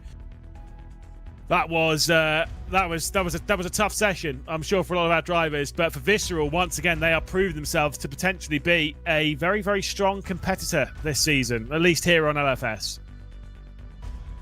He's a big bike fan, apparently, but putting the leg power to a different sort of use today, as he now just waits to get gridded up. And I think this is crucial because, again, teammate alongside allows you to control the pace. But up to turn 2, Lewis, how are they going to run? Because remember, Aiden Walshingham got a rocket of a start in heat number 2 and instantly was fighting at the front. Look, I think that turn 2 drama, that is going to be the big talking point here. It's getting through turn 2 cleanly. Yes, of course, you've got to nail your race start, which has been very clearly for a few of our drivers pretty difficult out there. But nailing that run through turn 2 and avoiding the, let's be pretty real here, the impending doom. It is on its way. There is going to be some form of drama there, surely. And I'd be very uncomfortable to be a part of the middle of it. Well, fortunately, we've got a good view from the global broadcast booths that we sit in right now as the drivers head back out for a couple of moments before we'll get ourselves underway. Remember, all racing fixed setups, only a couple of things that can be tweaked and of relatively minor consequence to the actual speed of the car. There's a lot more importance put on these drivers actually being able to maximize their own performance behind the wheel, to adapt their driving style across the platforms and across the car and track combinations that we're racing at this season. They're about to just head out into this warm-up session as I'm trying to think about some numbers as to where people are qualified and who's looking good. Of course, this is the brutal thing here, Arjuna. We lose half the grid in this. You know, there's no second chance. There's no nothing. We just lose him. 50% of the people taking part this evening will be gone. When it comes to 2 driver teams, because there were a couple of 2 driver teams in the earlier races, there is only one left, and that is Williams F1 Team Gaming, Dominic Blyer and Nikodem Vishnevsky. The rest of the squads all have 3 drivers to play with, but remember, only their best 2 results count, but that 3rd driver can add some penalty points to the teams. Which does mean for Williams, it's not such a disadvantage, right? Because everyone else is only scoring with the 2 best. It just means if one of those drivers has an issue, they don't have the 3rd ace in the hole, right, to play and bring them back into proceedings. Also, as we just get ready for the lights procedures, remind me, Lewis, is this Nikodem Vishnevsky rejoining the Williams F1 Team Gaming crew after a couple of years away? Yeah, obviously has raced around the sim racing world, has raced for of course G2 after leaving Williams, has raced for BS competition, of course, fairly recently. Honestly, that actually completely slipped because it feels like so natural, doesn't it? Like, yeah, Vishnevsky, Williams. Yeah. You want to know the worst part about this, Lewis? You want to know when he left Williams? 23. No, 2024, which was only 2 years ago. Was it? It was the end of 23 because it was the start of 24 where he joined technically. G2. Yes. Yeah, it's fine. It's fine. Well, yeah, but that's why it feels so... I mean, to be fair, 24 was still a little while ago. 2 years ago. That's crazy. I had to ID someone at work the other day because obviously, wasn't sure if they were 18 or not, and they were buying alcohol. So I was like, right, what's the age on you? And it was the date of birth 2008. And I was like, that's not right. No, that's not right. It was right. Either way, lights are on, ready to go. Quarter-final, and we are ready to go racing once again here. We'll lose half the teams. We've got 6 of them. And we are racing once again. Great start from the Visceral duo. Not so good from the second row. Dominic Blyer and Marcel Chinchik will be feeling a fair amount of pressure. That was an excellent start from those Visceral cars at the front of the field. And look at that from Dominic Blyer going instantly defensive from Marcel Chinchik, who looks to the outside of turn 2. Is there going to be drama this time? By the top 10 or so managed to work their way through. And there we go. Lewis, I am pretty sure that Gabo Guerre, our winner in Heat 1, was pushed into the wall out of Turn 1. It wasn't just the seeming oil that was left on the track on Row 2 that slowed down Dominic Blyer and Marcel Chinchik. So much chaos a little bit further down. Guerre already down to 10th position as we slip out through the chicane. Chinchik and Blyer, through all of that, haven't actually lost any positions. Yeah, the one on the side, by the way, was one of the 0-point cars. Not sure as to which one it was, but it certainly was one of those 0-point cars a little bit further down the field. This is looking back from Dom Blyer and seeing the pressure of Marcel Chinchik, someone who he's fought time and time again the last 2 or 3 years of sim racing. This is where everything's kicking off. You've got another one of those 0-point cars around. We had Kwiatkowski, who was also around for Thomas Eng sim racing. That was very messy. Well, 0-point racing survived the second chance race. Doesn't look like they're going to survive any further than the quarterfinal. What an opening lap for Isaac Price, though, and who now is in front of his teammate Yoni Katia. Meanwhile, Christoph Korekis, the third of the Visceral Esports black and red machines, is in front of, you guessed it, another black and red Radix P6, but a bit of contact with Bruno Kalef for Referox is up to turn 1. They will fly. Bruno on the outside. We've seen this work before. Well, I've never been so glad the Team Redline aren't in this competition. I'd be absolutely lost with more. I know it's not black and red, but still, what's happened to Chinchik? Yeah, you're absolutely right. He was parked on the inside, Lewis, at turn 1, and I just saw a flash of yellow, and I was like, what was that? So there is some big dramas coming in here, and there'll be a lot of big teams leaving as we run aboard with Bruno Kalef, who was a little bit away from the apex there, as they now flick through the chicane at 6. Kalef Referox trying to keep a lot of pressure on the Visceral car, but Visceral with first and second, honestly, I wouldn't say you can drop out of it, but in a really, really good position is Christoph Korekis. Can just kind of go along with the fight as it is, not really worry too much about gaining 2 more. There is Guerre, who's trying to work some progress back up the field after a poor qualifying by his standard, and a poor start as well. But you know what he can do now, that is Korekis. He can take points away from other teams, and if you want to try and help eliminate some of the stronger competition, that's what his role can be now, just as long as he stays out of the long arm of the control of our stewarding team. Nicholas Hauben just outside of the top 15 right now as he tries to work forward. It's not going well for Team Nitro as it stands right now, but I'm going to have to try and do some quick math and figure out who's right on that bubble of the top 6 as we run. Yeah, I'm trying to do some math myself, but let's be honest, at this point it is super tough to figure out where everyone is and which teams are in good spot. Obviously, we know Visceral up. This is what happened then to Chinchik, we believe. So he was closing up to the rear end of the Williams of Dom Blyer. Was looking to the inside going through turn 1. Was fully committed. Clipped the curb. Oh, that was a big one. Dom Blyer is lucky to get away with it as much as he did. I'm sure there is a fair amount of damage on the car because that was a big hit. But yeah, just clipped that curb on the inside and just went round. Wow. I've got to say, the damage model on Live for Speed is pretty good. It's not letting our drivers get away with much. Chinchik up the inside, down at the tight turn 10. It's not going to work on David Sobrero, who sweeps the speed around the outside and holds on to 13th spot. He's the best place of the black and gold Thibaut Courtois machines. Not easy for them. Jack Keithley, the next best, all the way down in 17th. Yeah, indeed. The very rough estimate at the moment, by the way, is Visceral, EMM, BS Competition, Yes Motorsports, Vitality, and Williams F1 Team Gaming. It is quite hard to pick apart who's in there, but those are the ones that seem at the moment as they are in position to move through. Although even then, instantly Felix van Delft says that's incorrect. So I'm sure he's trying to run some numbers. It is a tough one to follow as we see Jack Keithley here, 17th position. Battling with one of the nitros of Nicholas Albon, who's looking once again to the outside. Not positions we were expecting these two to be fighting in at this point of this race. This is wild. This is such a change in the order that I think some of us are kind of expecting. Whoa! Nicholas Albon tags Jack Keithley, and oh my goodness, we've got multiple rolls and another one of the Thibaut Courtois. Keithley's on his lid, and unfortunately Coque Lopez mixed up as well. Going to be hard to save that one. Nice. Unfortunately for the team, not so nice. As Cabrera up in 13th position. I mean, they were below the cut line anyway, but they certainly will be now. 6 minutes and 20 seconds left to go.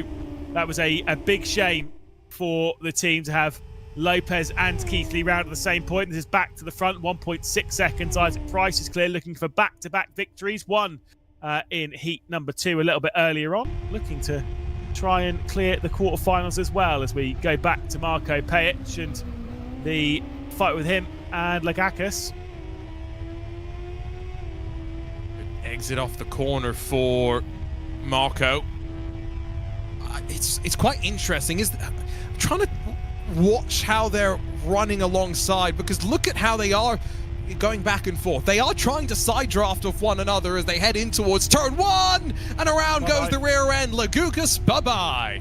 Yeah, that is going to be a huge gain for a lot of these drivers up the order, which is a shame because, yes, Motorsports, they're ringers. They still kind of are. Pierre and Azar, who are in 8th and 9th, those are both the Yes Motorsports cars. Those two are in fine enough position. Mikko Schmidl, Darren McCormack, those two are in absolutely fine position. Aidan Worsing and Marco Pajic, those two as well for BS Competition, absolutely fine. Dominic Blyer and Nikodem Vishnevsky, I think those two should be fine in 3rd and 14th position. They should be scoring that 17 points. They're pretty much on the cut. So those, Visceral, and then basically it's a hunt up and down the field to find the other team, because that is not so easy to find now that Vitality have dropped down the order. No, and I'm going to leave that aside for the time being and just focus on the just under 5 minutes that we have remaining. A big lockup there on the left front for Marcel Chinchik as he tries to recover back up through the field, sliding down at the bottom of the hill as they now rise up onto the motorway. And this is where we've seen the outside attack really set things up down to turn number 1. And so David Sobrero, it's not about making the move on Carreras here, although he's right alongside as they work off the corner and make some more contact with one another. Not to take anything away from the great fighting there, but technically speaking, that's not a motorway. It's just a dual carriageway, but that's fine. He just felt the need to. Well, it's definitely not a motorway. As Sobrero will have the pass done there from Carreras, who comes straight back through. Schmidl's dropping back. What's happened to the EMM car? What has happened to the EMM? There's been contact between himself and one of the BS competitions of Marco Pajic. What has happened there for EMM and BS competition? Surely side-by-side run through T1 and some contact to go with it. There's some more contact here as we head over the tram tracks. And Chinchik pointed in the wrong direction. I tell you what, opening rounds of ERL seasons and a misfortune for RAG/Vitality. Yes, it's a new name, but you can't change that story from the previous season. Toman down in 20th, Chinchik in 21st. It's just that kind of day. Thibaut Casabon, the best place of those bright yellow Vitality Radix P6s, and he's in 11th. Yeah, and like I say, unfortunately, it's just not going to go well for Vitality for the second consecutive start to a season where we expect them to be one of those teams that maybe at least get through, maybe get through into our season finale, at least get up there. But they certainly are not as we head onto the dual carriageway. Not the motorway, it's dual carriageway. As Sobrero has kind of been gifted up into 8th position. I know you're trying to trust your track maps, but I'm British, bruv. Hey, you go and fight with the team who put the track map together, who's also our team that's helping do the broadcast. Yeah. So I'm not fighting with them as David Sobrero feeds the slingshot to Christoph Carreras. I mean, that is almost like he was off the throttle and lifting off partially there, just how quickly they swept through. But the bumps on this track are no joke, and up to turn 2, Sobrero had a half hole to peak up, and he makes some contact with Caracas, who is officially now in 8th.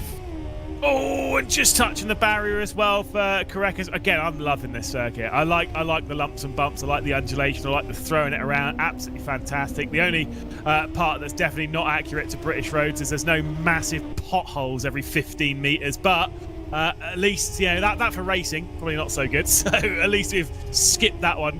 Caracas doing a great job there. Great fight, great battling through turn 1 and 2. It's so fast through that section of the track, and they did a great job to try and hang on. Get down the hill, bit of lag, but I'm sure we're all right. Whoa! What has happened here? What has happened to Caracas? He's been caught out. Cars. Yeah, I think they've all been caught out, Lewis. It's just gone wrong at the worst time, technically, for them. And now Caracas has slipped behind of Thibaut Casabon. How does that change proceedings for everyone who is not Visceral? Remember, they're still running 1 and 4. No, they're not. Yeah. 1 and 4, not 1 and 2. Look, I'm not going to say nothing, but I get a feeling that might need to be pulled back to the end of the previous stat, because that technical issue clearly wasn't just for us. That was for a lot of the drivers. That is going to throw a lot of the results up into the air, and very big question. I wouldn't be surprised if that is a cheeky RF red flag, something like that. I'm not race control. They'll be keeping up to date with their current positions, but I'm sure a lot of drivers and teams will feel that they've either had an absolute mega run through that, or they've been very unlucky. Yeah, I think you are correct. I get the sneaking suspicion that we might get the quarterfinal re-racked and sent out once again, and so this might be, well, we'll find out. But there's so much damage on these cars as well. That is crazy. I don't think necessarily it needs to be re-racked. I think it can be pulled from 2 laps to go, but then obviously it's a very short race, so maybe it will be. Who knows?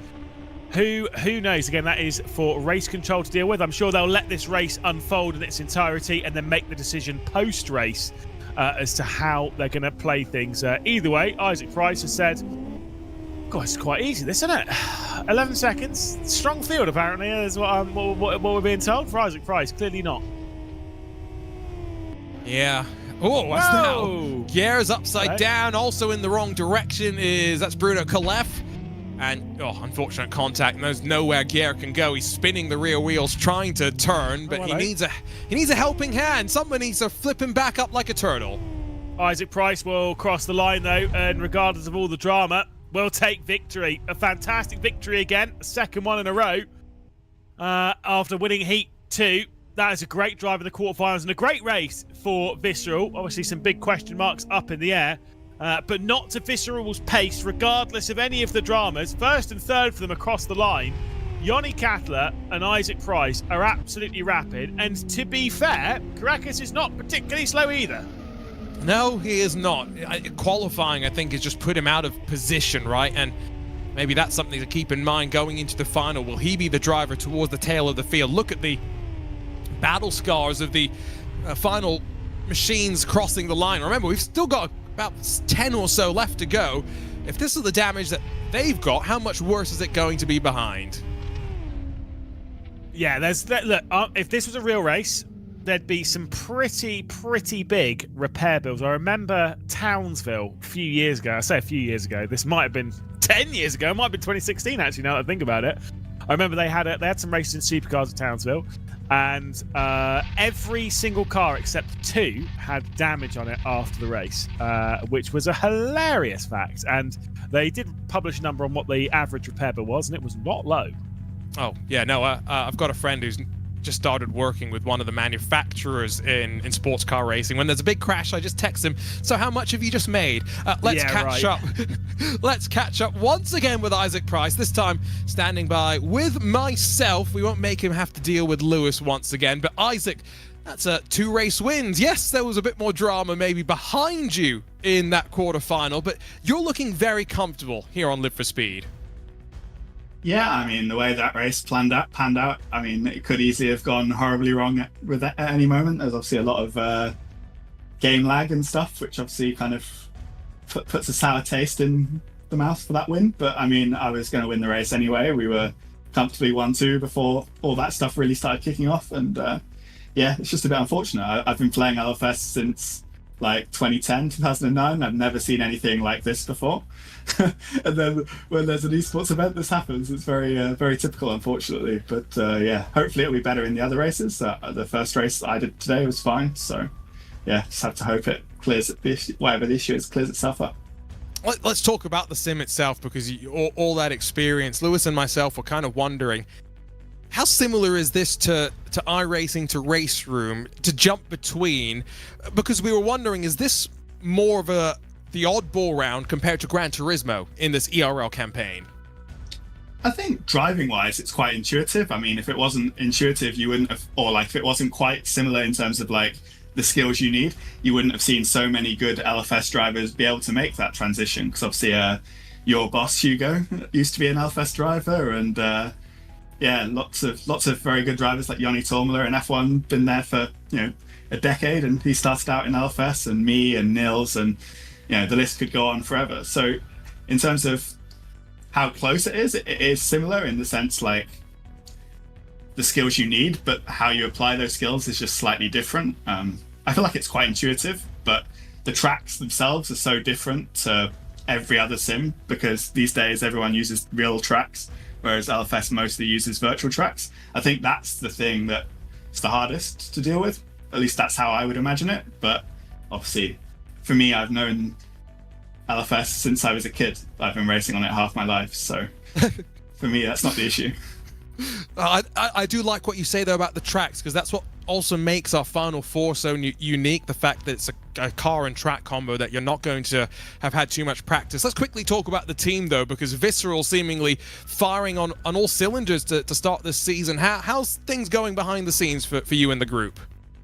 Yeah, I'm really happy with how things are going. Obviously, it's easy to be happy when the results are going your way, but I mean, just in general, the vibe we've got going on is really good. I mean, I've worked with Joni Katia, since, I think I was teammates with him in my first ever sim racing team back in like 2009, but we've been apart for a while and then come back together again later on in life. And yeah, we've always got on very well. And yeah, I think we've got good chemistry there. And I was teammates with Christy as well before in other sims, or in a different time, I should say. So yeah, it's just really good atmosphere. And yeah, it's going really well at the moment. Well, Isaac, we'll let you go and catch up with the team after the, I'm sure, aftermath settles from that quarterfinal race. Best of luck for the semi-final and maybe final later tonight. Thank you. Isaac Price, wily veteran, and half of his sim racing career, or half of his life, I should say, spent here in Live for Speed. Relatively long wait for the lights, and I do wonder if that caught a few drivers out, Lewis, as we finally got the race underway. One set of drivers that didn't catch out was Visceral. Absolutely perfect with that race start. It was the second row were very sluggish to it, but I mean, for the top two, it was brilliant. Katia was not able to get through on Price. I'm pretty sure they were kind of communicating that between them, just run through the opening corner and don't worry about it. This was the drama that happened in the background that saw a car flipped up onto the side and up and over. That was one of the 0 point cars. There's also another one that's flipped over in all of that. Very, very messy indeed through turn 2 once again. This was the big spin coming in from Marcel Chinchik. Would get to the inside here of Blyer before they drop down into the underpass. Clips this curb on the left-hand side. Whee! Right into the side of him.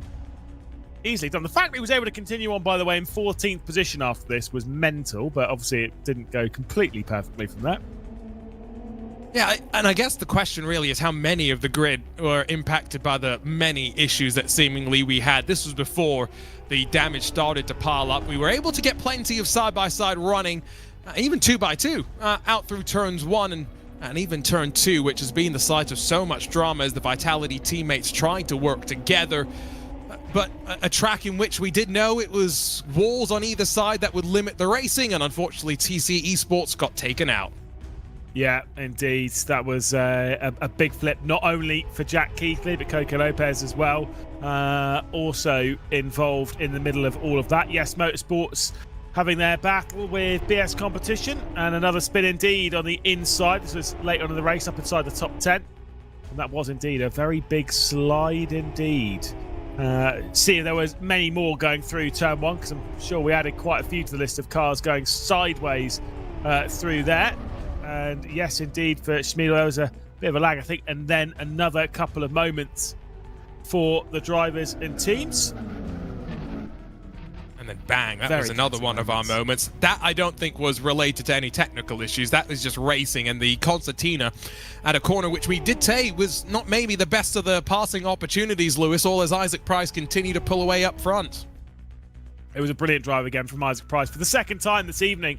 A dominating performance, and I think he called it absolutely right in the interview. Yes, it was a shame that the victory, maybe you could say, is tainted a little bit by the technical issue, but I don't actually think that you can, because he was winning the race anyway, right? He didn't put a foot wrong, and I don't think that would have changed had there not been he was winning that race regardless. I think honestly, from corner 2, maybe corner 3 or 4, if you're feeling generous, that race was Isaac Price's. It just was. He was driving perfectly, was driving brilliantly, did not put foot wrong, had the comfort of having his teammate Yanni Katir behind.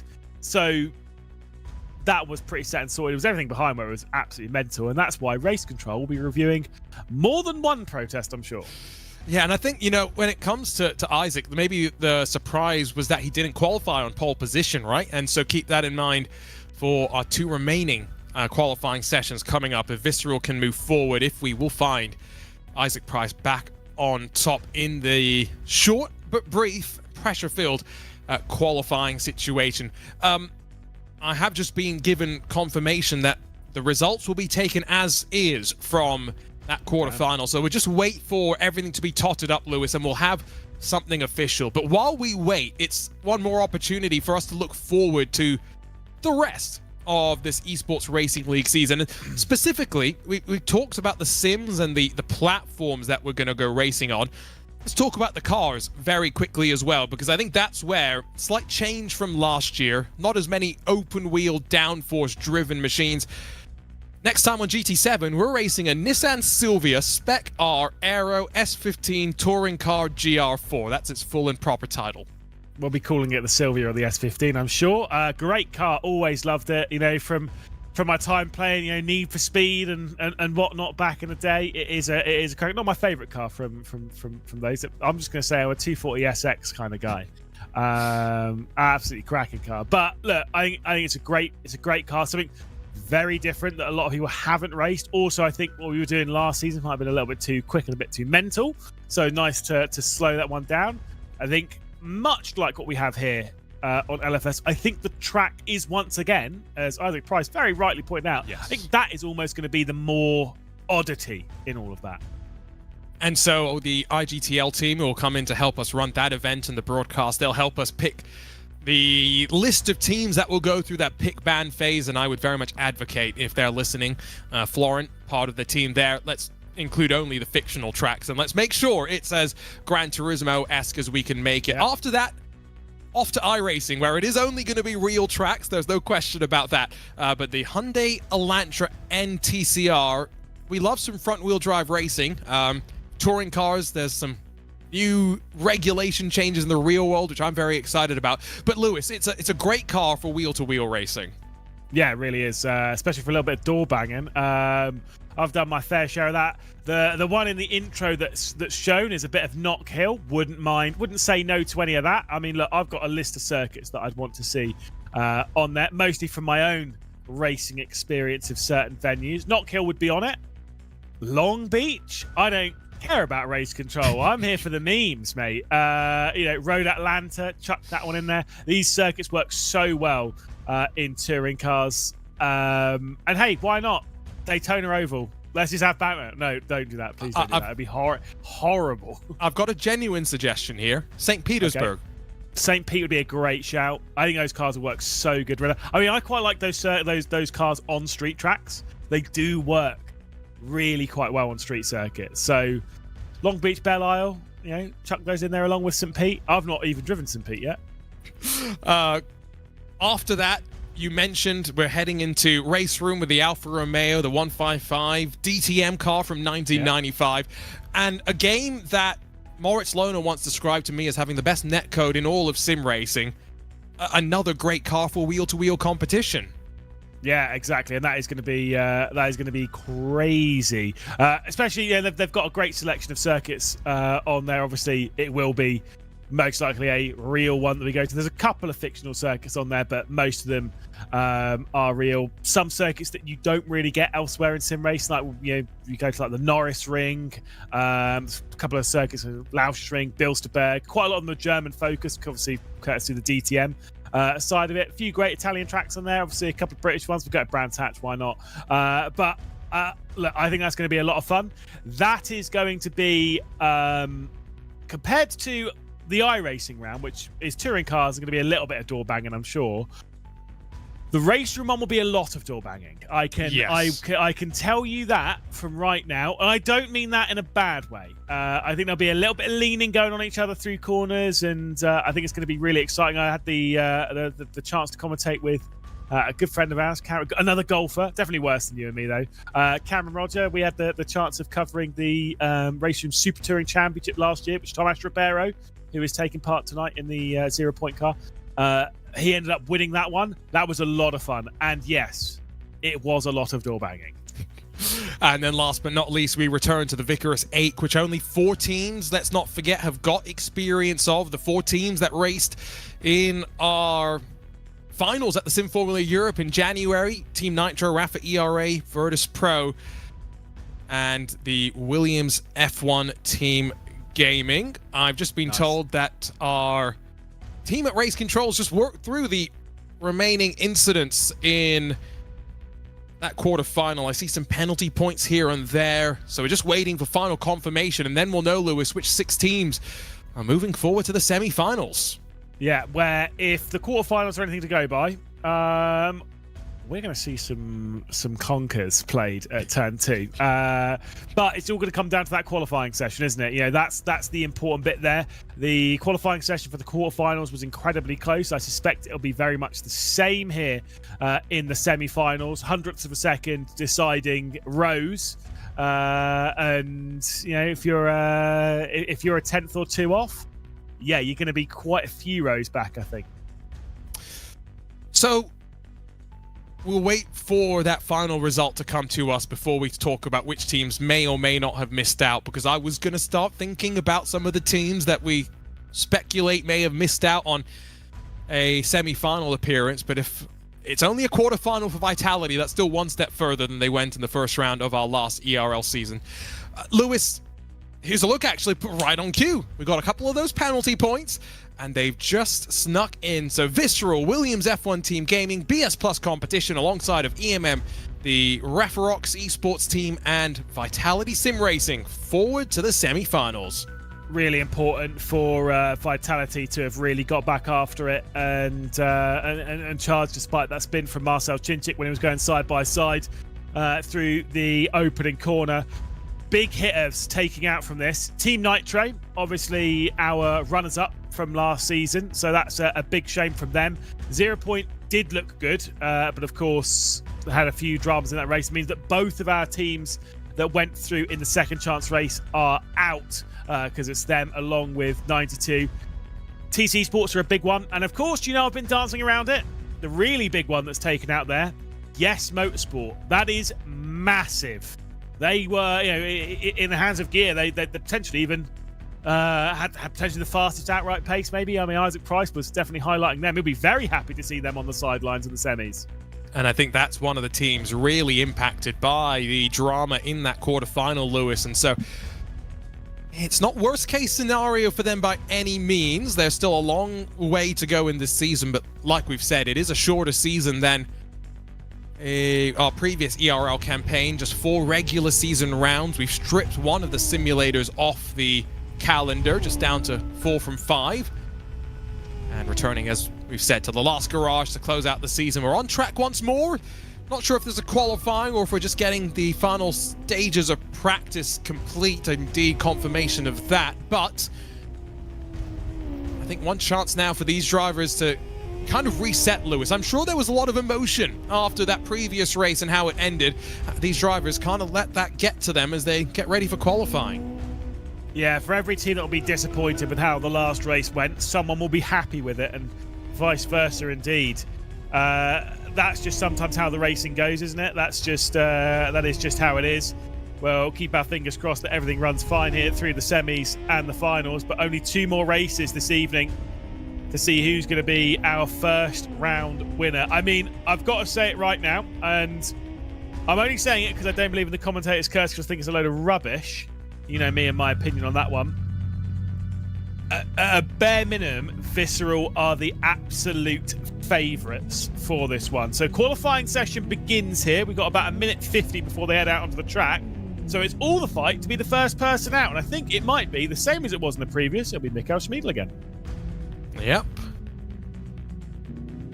Get ready to go for the penultimate qualifying session of the event. Oh, Lewis, you will be so happy about this, but at Sebring, your favorite phrases that you've added to your vocabulary recently, the ante-penultimate lap of the race. Yeah. Oh, John Hindorf broke it out. Did he? He did, and I was like, oh. Where did he get that from? Pretty sure Ford Mustang, and he must have been listening to you, because no one else would want to say that, I feel. I was going to say, the fact that I've never heard that saying until Piers Pryor said it to me in the comments box in Monza in GB3, and I was like, sold. I'm taking that. I hate that. I hate it so much. I'm going to use it. Yes, but yes, and now you dropped it into my skull. Damn it. Yeah, but you know there's one for third to last, right? Yeah, don't you say it. Don't you say it. We'll kick you out of the booth right now. Yeah, that's fine. That's fine. Oh, sorry, one. I guess it would be fourth to last, wouldn't it? Because the second to last is penultimate, third to last is ante-penultimate, and the fourth to last. I'll let you figure it out. It's fine. You can Google it. I'm not going to figure it out. I'm not going to Google it either. No. Well, I mean, the thing is, I get the feeling that I think that you could go far enough to potentially have one for the 8th to last of something, and so then we have a name. Cover the full race. We have a name for each of the laps of the race. You know what I mean? Mental. What a language. 10 seconds before they head out. I actually quite like this, by the way. I like this is something from my old RFAX days. Obviously, it was LFS way before it. But the qualifying session begins before the session begins, if you know what I mean. Like, you go out and you're in the pit lane a little bit, and you get that mental build up. So yes, but at the same time, I'm not such a fan of them all being spat out onto track together because of the chance of chaos that it brings. And we are at the point now. True, but we are at the point now that, you know, instead of 12 teams and a maximum of 3 drivers per team, that's a maximum of 36 cars on the track, Lewis. Now we're down to 18. So at this point, there should be enough space around the 4 odd kilometers of the South City long circuit for our teams to get this sorted between them. Yeah, there'll be more than enough space. No, I think I like it because it's a bit more of that simulated reality. That's why I think that obviously not doing it for this because it would be mental to do it on all the races that we do it. But I still maintain for big esports races and stuff, things that I like seeing. I like seeing that queue at the end of pit lane. I like seeing formation laps and whatnot. I think those missing in sim racing quite a lot. And I mean formation laps for standing starts, not just rolling starts. Let's be clear. I like things like that. I like that capturing of real world racing. It kind of like it does help your mentality a little. Well, some people it makes it worse, but you know, I think it just helps you get into that right frame of mind for a given race. All right, so we're taking from our real world and we're adding to the sim world. I see. I tell you what, should we add podium ceremonies after each race? The answer to that's please no, Lewis. Please don't make me talk over any more podium ceremonies. I really do want to hear you go, and now it's time for the champagne! I want you to do that on broadcast, please. I do kind of, unfortunately. It's the least favourite thing that I have to do on one of the series that I cover. Fast through turn 1 for Bruno Khalif in the Referox Esports 136. That was nice and tidy, although I don't know if that's just our camera position. It's jerking around quite a bit as he works through this first sector. Certainly looked like, even through that, though, is that there might have been a fair amount of understeer through 4. Now they go through 6, flick it back over to the right-hand side, back through the long left-handers as they go through the top of the hill at 7 and 8, and then drop back down into 9. I mean, it looks, from what we're seeing, it looks maybe a little bit, like I say, a little bit not enough for the front end rather than what we've seen on previous. Just struggling to find the grip around the circuit as we remain on board with Khalefit. back onto the motorway. I'm going to say that just to irritate you now. It's not, though. It's just not a motorway. I bet it irritates you, so I'm going to say it. There's no hard shoulder for starters. There's also double red lines for never park, like you're not allowed to park there at all. Obviously not a motorway.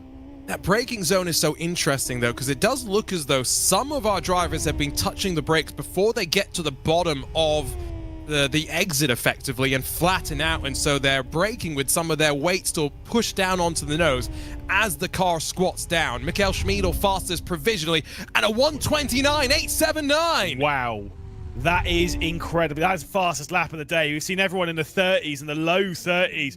From Schmiedl to do a 29.8. Wow, he has thrown his EMM car around. That's absolutely incredible. What can Isaac Price do? Can he get amongst Michael Schmiedl? He goes into third behind even Aidan Walsingham, who Walsingham himself has put together a pretty impressive lap time there. That is, but from Magic Michael Schmiedl, and that is his official nickname, by the way, for the rest of this ERL season. That is a blinder. We see a couple of the drivers return to pit lane. I'm not a huge fan of that. Once you've headed out onto track, you've started a timed attempt. That should be the one that counts, but it means that we'll have 3 minutes to wait. Yoni Katia can't beat Magic Mike's time. Second the best for him. Yeah, Don Blyer up to 6th position. I mean, I don't think that time's being beaten from Schmiedl. I don't see where it's coming from. We've got Darren McCormack here. We did see Jone Simoncic across the line, only 13th position. So for the EMM car of Schmiedl, he's going to need some assistance here, and Darren McCormack is going to be the one to do it. He heads his way into this first sector. By the way, I can prove, I'm sure I can prove that it's not a motorway. There's road signs everywhere around it, and it's only green. There is no blue. And I'm pretty sure even the one on the roundabout which says to go back up the slip road to head onto it, I'm pretty sure it's an A road, so it's definitely a dual carriageway. You're welcome, ladies and gentlemen. I have really set him off. You have really triggered me. This is insane. I have achieved my goal. Darren McCormack, now a driver that we have often described as being adaptable. A lot of people will associate him with, of course, success in Assetto Corsa Competizione, but we've seen the speed on Rennsport as well, race on iRacing and Le Mans Ultimate, and including Gran Turismo 7 on a controller in the ERL season last year. However, I don't think he's anywhere close to Michael Schmiedl. I wonder if he's going to even crack the top 7 or so. It's a very tight bunching between them. It's going to be a mid to low 30, surely. I mean, that 29.8 is absolutely incredible and unbeatable, and it is in that mid to low 1 minute 30, like we said, 1 minute 30.356. So whilst his teammate is right up there, and you can see the frustration for McCormack, he knows how to go quick regardless of where it is, but that lap didn't quite hook it up. We see Kalkoff across the line. This is to begin a lap for the Referox team. So he's had a couple of opportunities. As much as, you know, the intention of our qualifying sessions traditionally is you get one lap to bin it or win it effectively in this session. Several bites at the apple, as it were, through the double right-handers. Want to now switch up to the right side to slingshot in towards the chicane, but it's sluggish. That was not the quickest change of direction there. I think was slightly offline. After going over the tram tracks, it just kind of pushed that front off of the apex of T4, and then you're offline through 5, through 6, and you kind of can't really get it back until you come through 7. This is through 9. And again, got to be careful not to get a little bit too understeery there as they go through 10, because again, that speed is lost again and again. That is a big hit onto the barrier as they go back up onto the overpass, onto the dual carriageway, and then back down. So you even got a road number there. It doesn't definitely start with an A. I'm still going. Still so angry that that's classified as a motorway or track map. NDR, I'm so sorry, but yeah, no. He is so angry.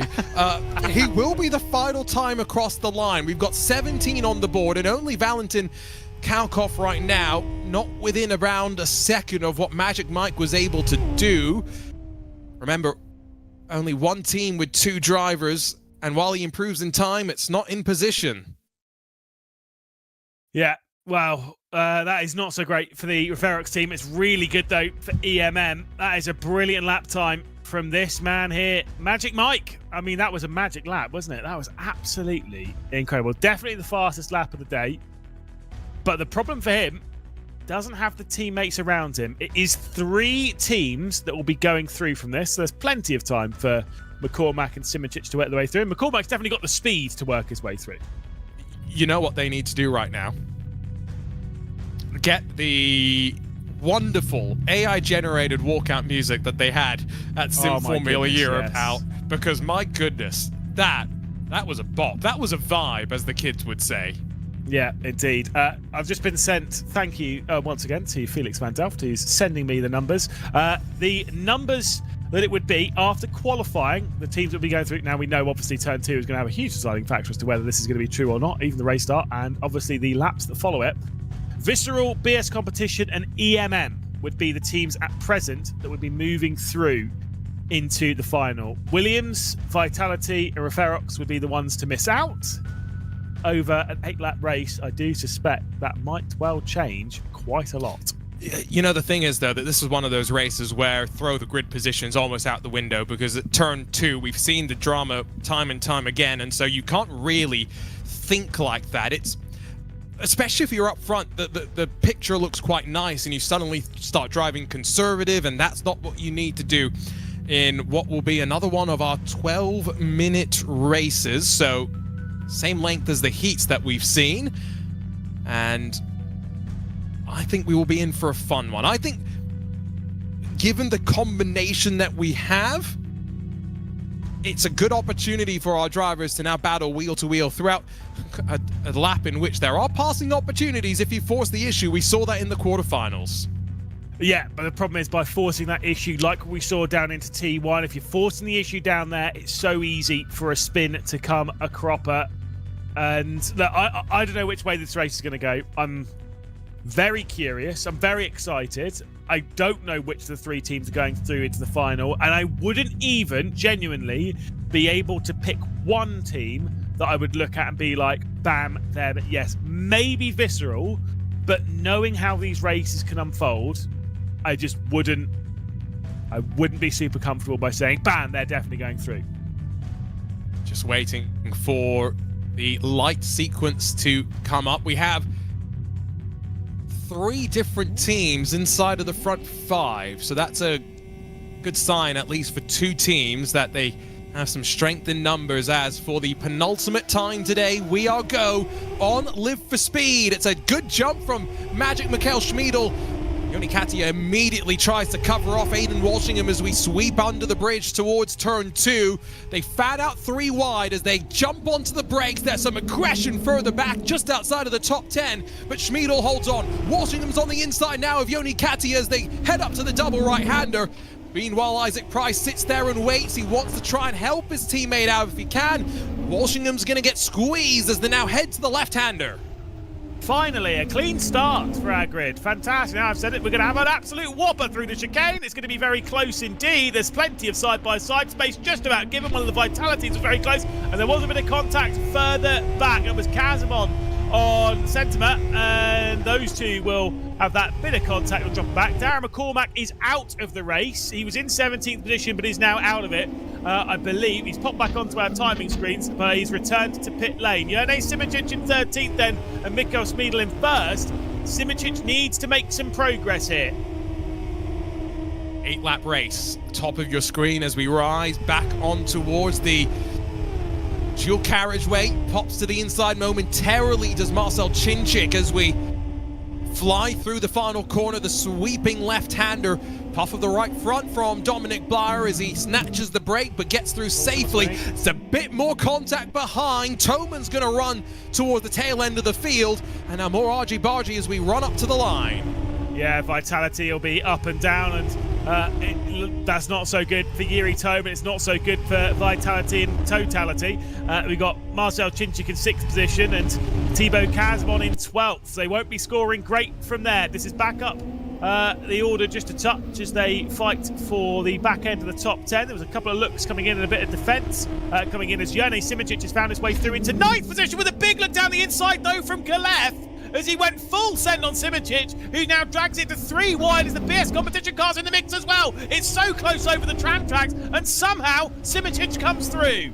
Well, great racing. I mean, that is wonderful stuff, and Simicic knows that he's trying to back up Schmiedel at the front of the field and bring the ERA team up into the finals. Remember, 3 teams will make it through to the finals in our shift of format for this spring season. One of the Vitality cars bullied out of the way. That's Thibaut Casabon, who's now trying to shuffle his way back to the inside alongside of a couple of the Referox machines who are in danger right now of going out.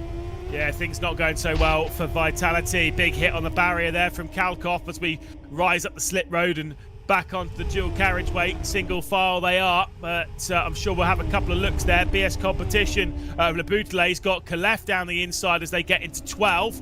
And it is the full send from the Referox car, which is just going to squeeze its way through a bit of contact, and somehow they keep pointing in the right direction. I'm sure that throttle pedal was barely lifted in that contact, Argina. That was worrying as we cross the line once more now with Yuri Toman trying to sweep past Thomas Le Boutele, who lost out as a result of that seemingly technically induced contact. Leaders starting to separate themselves out though, as Mikel Schmiedel with 0.6 of a second over Joni Katia, Aiden Walshingham and Isaac Price, the top 4 as they started this race. Damage on the left front for Thomas Le Boutele as he now sits back behind Yuri Toman and soars at the wheel. So I think at the moment, by my very quick math, with Joni Katia and Isaac Price in 2nd and 4th, obviously they would be ones to go through. Aiden Walshingham in 3rd and Marko Pejic in 7th, 10 points for BS competition. Schmiedel and Simicic both on 10 points as well. It should be, before penalty points and whatnot, those would be the 3 teams by my current estimations that will be moving through into the final. We are 2 and a bit laps into this race. That is going to change a lot, I'm sure.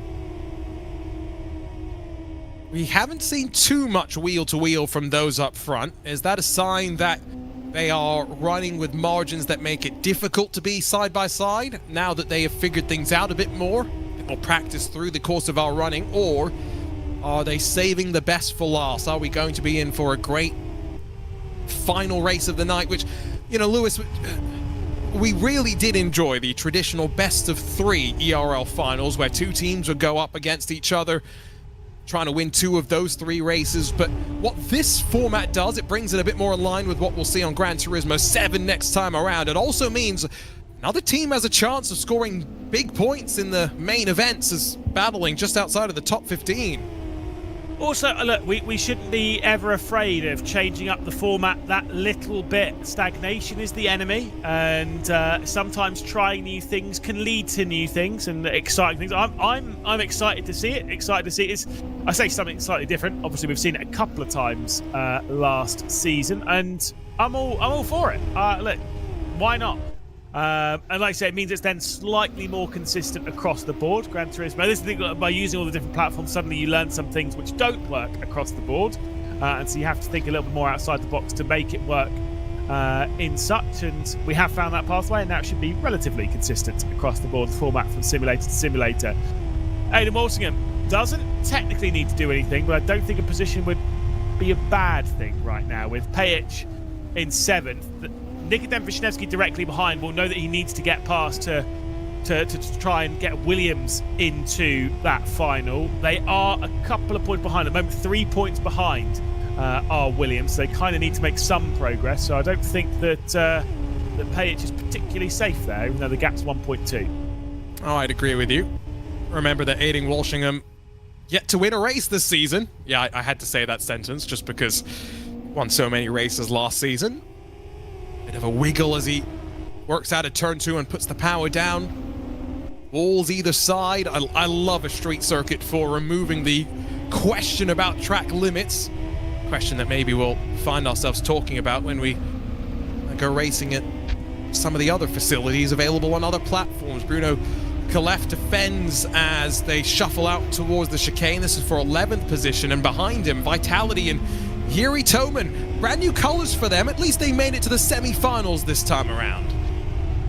It's something. Obviously, we have seen them in Vitality colours elsewhere in sim racing. Obviously, over in RaceSport are on for a couple of years now, but that is run by the R8G outfit, and so yeah, they were running in R8G in this last season. Great to see them in Vitality. If you're more focused on sim racing than your general esports, Vitality are one of the biggest names in esports across the board when you start looking into other categories of esports competition. So, your likes of CSGO and such.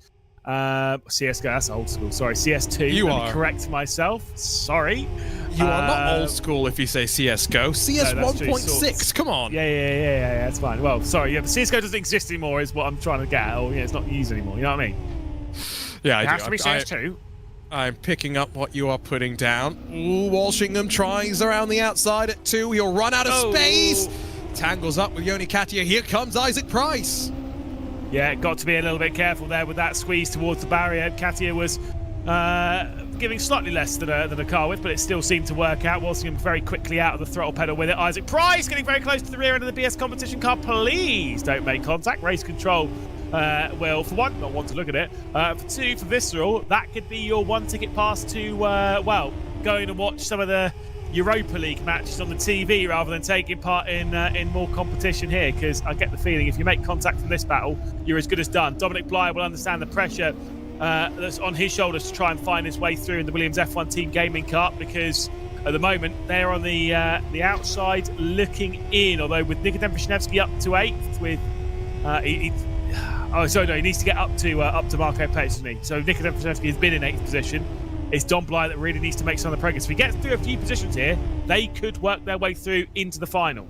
Europa League, that's a fate worse than death itself, having to watch. Could be the Conference League, mate. They're both pretty bad. They're both one of the stages of hell. I don't think there's any question there. 2 laps to go when we cross the line, now with a new chaser in the hunt for the lead of the race, and the lead going all the way back 7 cars strong. So we've got effectively the metronome ticking away at the front of the field right now, and all 7 of those leading cars running to the tune of Mikkel Schmiedel. I believe you just disrespected the Europa League. I can tell one of our commentary friends will be very happy with watching it at the moment. Of course, Ewan O'Leary, the dirty northerner, he will be very happy watching Forest. They're 1-0 up at the moment, and it's in the second leg, so it's 2-1 on aggregate. Look, he'll be happy. Got to give him a shout out, innit? But no, it is terrible. He's got to be happy, at least because he's not as well having to watch as Nottingham Forest on inside of the relegation zone. They're on the verge of the relegation zone. I tell you what, I don't want Ewan to be disappointed, especially because there's a big chance that we get to watch Spurs fans be disappointed at the end of this year, which I know will make your heart and my heart very, very full. Absolutely. I'm not going to lie. No, that's going on to a different topic, but I was going to say Arsenal could take home no silverware and I'd be absolutely fine with it as long as Spurs get knocked out. It's fine. Don't worry about it. Either way, we've got a lap left to go of this race. Sorry for those that absolutely don't care about football, because we'll keep our eyes focused on this. I did see, by the way, there was a time when we go racing for our season finale on that weekend. Have you seen what's on? No. World Cup final. Oh, goodness. No way. Yeah. We're going to be in Germany together for the World Cup final? Oh, no, I'm going to get on a plane and get home straight away. I don't want to be near you. Fair enough. All the fighting outside of the important positions on this final lap. That's why we've let ourselves get a bit distracted. But here comes some of the opportunities. Thomas Leboudelet pinched on the inside. Will he be able to hold on? Defends as Abe Santanema looks the long way around. Yeah. Is really here for Leboudelet. It's kind of just stay relatively out of trouble at the moment as we're on the final lap. As far as I'm aware, it's still the same teams that we've been talking about. It's still Visceral Esports with 2nd and 4th. They would be going through. It's still BS Competition with currently running up the order. Obviously, they're running in 3rd position and, of course, 7th. And it'll be Mikkel Schmiedel and Jerne Simoncic as well going through for EMM. Those would be the teams, Visceral, BS and EMM, the ones at the moment in position to move through, but this final run can see anything change. Here comes Walshingham as he pops out of that draft. It will be a chance to run to... He actually taps on the brakes there. He did not want to go on the outside and forces his way down low. It allows Magic Mikkel Schmiedel to escape with the race win in semi-finals action on Live for Speed. Drag race to the line sees Joni Katia come out on top over Aiding Walshingham, who will now defend and cover off from Isaac Price. Great fighting on the final lap. Maybe a taste of what we're in for in the finals. Yeah, some great fighting in there indeed. There's the results there popping up on the left side. And there's the music. It's EMM. We've got their tune back. Sorry, I'm just enjoying it right now. Let's just enjoy. See, the thing that the viewers at home are missing is the sight of Jone Simoncic dancing to that song as he walked out earlier this year. It was a quality memory. That the song for the EMM esports team and the walkouts of our season finale at the start of this year, the end of last season, and that was the song that saw them lift the trophy as well. And by trophy, we mean the belts. And there'll be belts that they'll be looking forward to trying to do very much so in a few months' time as well. They're kicking things off this season pretty well. They had a bit of a scare in the heats, but now heading into the final, winning that race, they'll be feeling very, very happy indeed. But I mean, I think the big talk for that really goes to that qualifying lap. That was mental from Schmiedel. Still just waiting for any final updates from race control. There's a couple of penalty points that have already been awarded to Bruno Kalef. Wonder if there will be anything else that mixes up the order at the end of our semi-final stage, excuse me. We're now just one final 12 minutes of action separating us from the end of the night. And again, I'm liking seeing that we're going to have 3 teams in that fight. Don't get me wrong, I like the 1v1. I like that. That was a very different format that's very exciting. But I like the fact that we're going to see 3 teams do battle. Again, it'll be the top 2 drivers from each team scoring those points. It's going to be exciting. It's going to be thrilling. But we'll have to wait a little bit to get to that point. Let's catch up with Mikkel Schmiedel standing by with Lewis. Indeed, Magic Mike in the commentary booth. Hello. Right, we've got to talk. Obviously, let's give the plaudits to the race first, then we'll talk about your qualifying lap because that was insane. I mean, a great drive from you. A lot of pressure on your shoulders, though, through that race. You weren't really allowed to run away with it. Yeah, the thing is, I think it was in like 2nd or 3rd lap when I had a massive lockup. So after that one, it was just, bit of a driving on the safe side because the front left tire needed to recover. Yeah, but other than that, it was like, yeah, we're just managing, and I'm so glad that we are in the actual finals. We would kind of look at this in qualifying. Going into that qualifying session, we're looking for that pole time. What we've seen throughout the evening so far, that low 1:30 is roughly where the target is. Suddenly, you cross the line. 1:29.8. Where did that come from? That's incredibly fast. But in the previous quali sessions, I had quite a lot of issues with the lagging and other stuff. So yeah, that was literally the first quali session that I was actually able to, show the potential of our team. And yeah, I hope that we gonna do it like that in the finals as well. Obviously, you're coming into the season as the defending champions. It was a great run from you and the team back in Maastricht. Obviously, what feels like ages ago now. Do you feel that weight on your shoulders coming into this, that you are the team to beat in this multi-category discipline, or you kind of just roll with it round by round? Well, not really. I'm getting quite old to, feel any pressure. I'm in that sort of business since 2008, 2009. So, yeah, would be great to add another title, but it wouldn't be a, end of the world for me if that is not happening, So, yeah, we are just concentrating, race by race, step by step. And, yeah, would be great to win it again, but, yeah, it wouldn't change a thing for me, to be honest. Well, thank you so much. We'll let you, the Man Mountain, Magic Mike, we'll let you have a little bit of a breather before our final coming up. Definitely into it. Congrats, Michael. Thank you very much. Bye-bye. There we go. Superb performance in that race, Arjuna, once again. And this is how it happened. I will say it was the closest start on all of the races we've had so far. Watch this from the top groups, because all those from the left side of your screen, right side obviously of the circuit, whoop, they go straight into line. it was exciting, and it's given me hope that the finals are going to be a fun fight on that run down to turns 1 and 2. Magic Mike didn't really have to show us many moves, though, because the fighting was all behind him, really, as Aiden Walshingham tried to displace Yoni Katia, Isaac Price from running up towards the front in the early stages. One of the Williams F1 Team Gaming Radixes was up there in the mix as well, but after those first couple of laps, we set a grenade off in the middle of the pack. By the way, that camera angle going into T1, that moving, that was mental. Love that. This is what happened to Toman. What saw him sent down the field at the roundabout, and this was a little bit of door-to-door racing as Yone Simic. Watch this, by the way. Whoop! Just somehow slots that gap. That is incredible, by the way. Just play the music, and that was him dancing his way through. Damn right. 2 by 3, they trickled through the chicane as well. You can just about make your way through there, but then pushed out wide. It was not Thibaut Casabon, it was Yuri Toman at that point, I think, that had lost out slightly. Thibaut Casabon got shoved out there, second part of the contact, as they trickled down into the braking zone at turn 10. And once more, just a reminder, all of this was really just for championship points, with those teams knowing they were likely to be eliminated. The order in which they finished in points would end up determining the points they took home after this round was complete.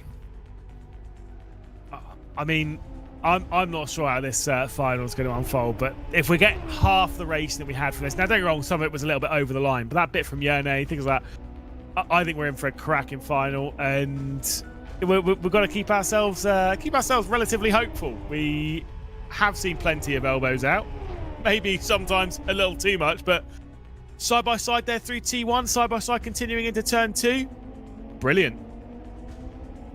Again, a sign of the racing that we are expecting. A track as well that we got to give it its plaudits. The ban and pick part of the track selection was a first, and it's ended up centering us on a track that has really delivered plenty of action. That was a moment between Walshingham and Yoni Katia in the final moments of the race, all as slightly further behind on more of the contenders for BS Plus try to charge around the outside. Yeah, right. And unfortunately, in this scenario, didn't quite work out for them, but I think they'll realistically look at this and think the race is a huge success. It's a bit of a drag race up towards the line, I'm sure. This was the one with Walshingham looking to the outside of Katia coming down into turn 2. This is battle for the race lead going down on that final lap. But at this point, Schmiedel was well clear. Walshingham was on the inside. Katia went around the outside. And it would be the victory for Schmiedel. And the side-by-side for second and third. Nearly Isaac Price was able to sneak his way through, but across the line, not a problem on that one. Meaning that the Visceral, BS Competition and EMM will be the 3 teams we believe, provisionally at least, will go through into that final race. Yeah, I haven't heard if Race Control have too many more incidents. I've seen 1 penalty point for Yoni Katia, 2 for Thibaut Casabon, so there is some decisions maybe of consequence coming down, maybe not impacting the actual results by any means. 1 final race to go, and then we'll have the 17 championship points paid out for our event winner, and trickling down from there. It's still very early in the season, we can't forget that, Lewis, although it's a shorter season than last time. Yeah, indeed, and the most important thing across the season, which is proved by a couple of teams last year, the most important thing over the 4 rounds we have is being consistent. Yes, you can win a round, and that's great, but there isn't a massive bonus for winning. Like you say, it's 17 points, then it's 16, 15, 14, 12. Like it goes down in the numbers like by 1 position, right? And we noticed that last season when Coanda were incredibly fast. They won, was it 3 times or was it just twice? And they were in contention for the 3rd one. Or did they win 3? Because they definitely won on LMU. They won on iRacing. Did they win on RaceSport as well? Maybe. I can't remember. It was a long time ago. Either way, they definitely won at least twice. And they didn't move through. Winning's not everything. Agreed. Coanda I think it was 3. did not Did not win on RaceSport because it was the Williams F1 team Gaming that won on RaceSport with Virtus Pro in second. Yes. Here's a look at the semi-final standings. I'm not sure if these are official or if there are more things from Race Control, but provisionally, even with that one penalty point, it's Visceral, our defending champions, EMM and BS Plus that move through, while unfortunately the road ends tonight for Williams F1 team Gaming, Vitality and Referox. Yeah, I think that's going to be a great trio for that final. I don't know which one I'd lean towards. I mean, I'd probably lean towards Visceral a little bit more, but seeing that pace out of Schmiedel, hearing what he was saying in the interview with how he just hadn't had the opportunity to really hook up that lap in the previous qualifying sessions. Darren McCormack obviously didn't get his qualifying session put together. I mean, maybe through some technical, maybe through himself, who knows, but there wasn't a qualifying lap there for him. Definitely do not count out EMM and BS competition. Well, you just never can. Aidan Walsingham's been absolutely rapid this evening. All three of those teams have pretty solid justification to say that they are the best team. That, you know, if they win, that they are the ones that have done it properly and are worthy of it. So here we go. Just now waiting for qualifying to get underway, Lewis. 3 teams, all with 3 drivers as well. Plenty of room on track in which they'll separate themselves around.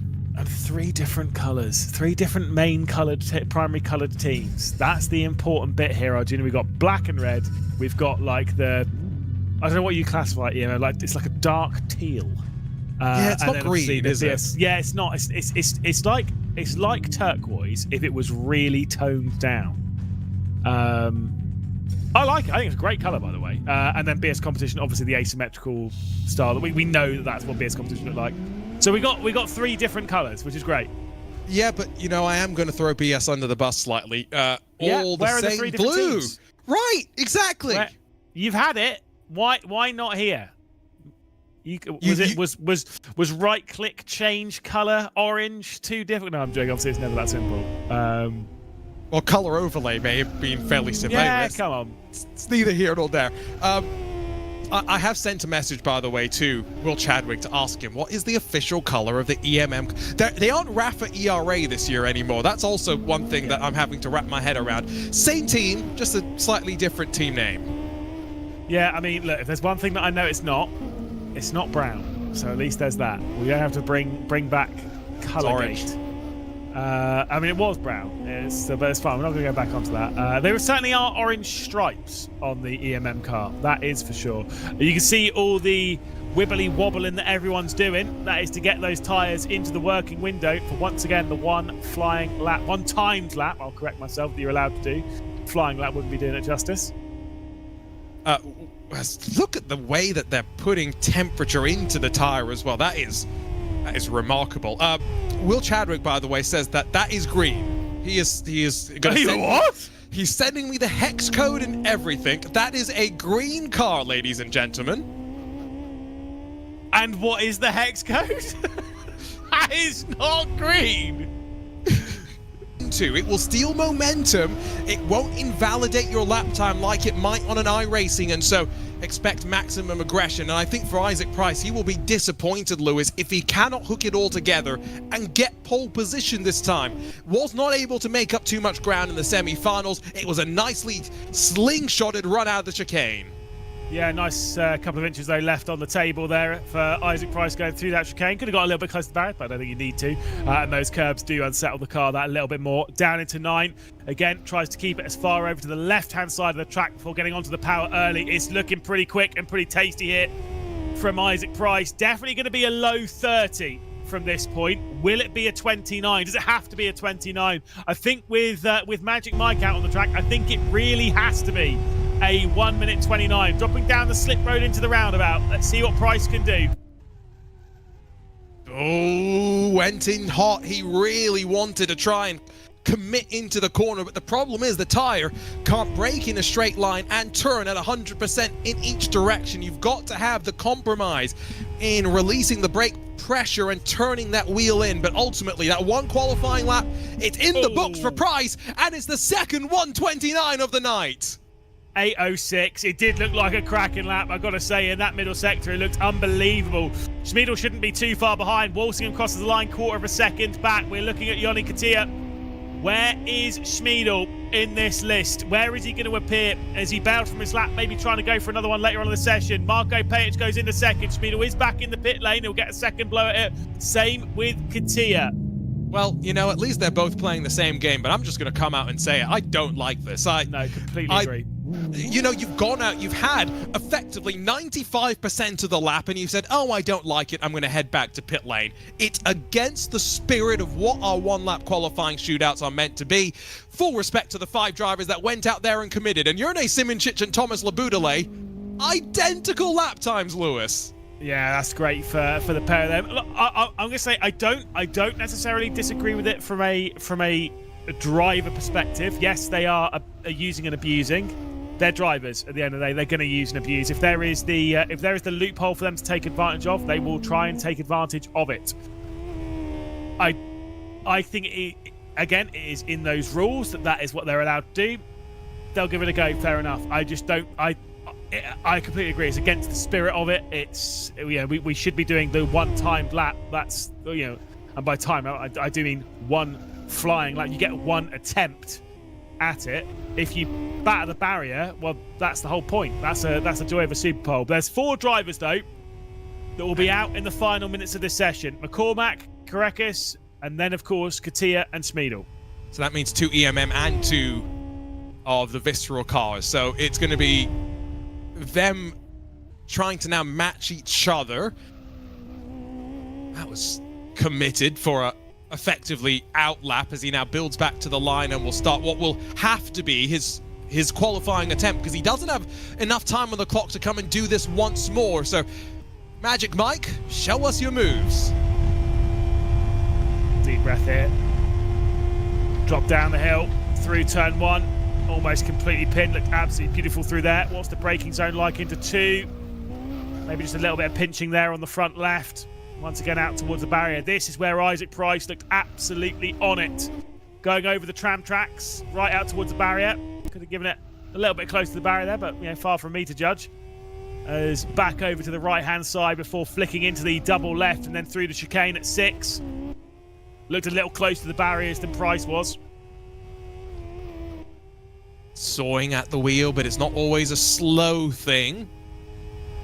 It's so hard to actually judge. That's what we're finding now as well, especially when we're talking such fine margins.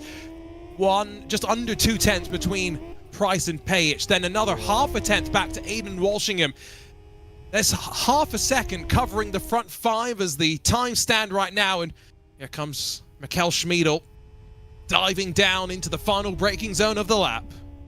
It looks decent, I'm not going to lie. It does look pretty decent. Is it decent enough, though, to try and take out that 129.8 from Isaac Price? He'd have to go faster than Isaac Price, obviously. He's got to go faster. He did for that incredible pole lap time from the semi-finals. Schmiedel will work his way back out of the start-finish straight, using as much of the circuit as he can, keeping it as close to the barrier as he can. Across the line he goes, 30.2. Not good enough. Isaac Price looks like he might be grabbing the pole, but can McCormack, can Karekis, can Katia do anything about our top spot? Here comes the next driver to the line. I'm not sure what Dara McCormack will have. He's not been the quickest. Christoph Karekis is no better than Thomas Labudele, so he will start no higher than 7th position. Yes, Dara McCormack, he'll be the last to the line. It means that Visceral strike first, as here comes a driver that sat on pole before. Dara McCormack finds the time I didn't think he had. Joni Katia only goes to 4th. That's a big lap time from Darren McCormack. For what this means, by the way, means it's Visceral on pole, it's EMM in 2nd, it is BS Competition in 3rd, and you can again copy that back. Each of the 3 cars, 1st, 2nd and 3rd has one of each of the teams. 4th, 5th, 6th has one of each of the teams. 7th, 8th, 9th, one of each of the teams. That's about as good as it gets in the qualifying session. And an incredible lap from Isaac Price. Didn't get it done in the last of the qualifying sessions, but he did this time around. And he did look like he had a smile on his face there, didn't he? He is ready for this race to get underway. Yeah, and I completely get it. When you've set a lap time like that, I mean, it's that must have felt incredible going through that middle section. It's kind of one of those ones when you go, once you get in through turn 2, when you leave to go up and onto the dual carriageway, once you leave that section, there has got to be that smile on your face, knowing that like that lap was incredible. And now our field just gets ready to flip that switch from qualifying into race mode. It's not a big flip in the sim racing world compared to in real world motorsports, but there is a different adjustment when you're racing around other cars. And I think the other thing to remember, Lewis, the last start in the semi-finals was the first time that we've seen everyone up front get a pretty even launch off the line, and it was a lot closer through turn 1 than we've ever seen before. The choices that these teams and drivers will be making now, a lot more consequential. Yeah, again, getting through cleanly has been kind of one of the big things that we've looked at a lot throughout this evening so far. Yes, we had a clean run in the semis.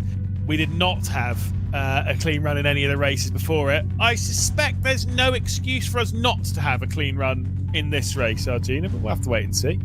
You only need 2 to tango, right? And it could be a war down to turns 1 and 2. Go back to our first race of the night. I think ultimately, though, you know, we've filtered out the field. These are the best, the ones that have adapted to Live for Speed, also have had lots of experience in the past as well. And maybe no surprise from the team's perspective that they were able to reach this point of the night. You know what I'm going to do? I'm going to give me a winner. Give me a winner, go for it. We've not got long. How long can I stall before those lights come up? I think that might be another 20 seconds or so. You know, it's only one race, and that also makes it different. I think Visceral gets it done. We'll have to wait and see. The first final of the new ERL season here on Live for Speed. Someone we've never raced before in this competition. With our teams separated up and down the grid. One final race to deal with it as we are heading down into the opening corner with Isaac Price leading from pole position as he's done earlier on in the evening. Darren McCormack with a great run from second. We're picking up the slipstream of the Visceral car in his EMM. He looks down the inside trying to go on the attack into turn 2. Defending from those behind. Out wide goes Isaac Price. He's able to hang on. More bumping and barging behind. The battle for 4th position as they're all jostling for position as we head towards the tram tracks. This is where it could get tricky, and indeed into the wall momentarily. The 2 Visceral teammates have to be very careful not to trip over each other. Now Catty in front of Karekis as through the chicane. They're finally single-filed out with Isaac Price leading the way. Darren McCormack, Marco Page, and then Aidan Walshingham. It could be BS in the best spot right now. We'll have to wait and see. It is just about, though, Visceral right now with first and 5th rather, Yoni Katia and Isaac Price.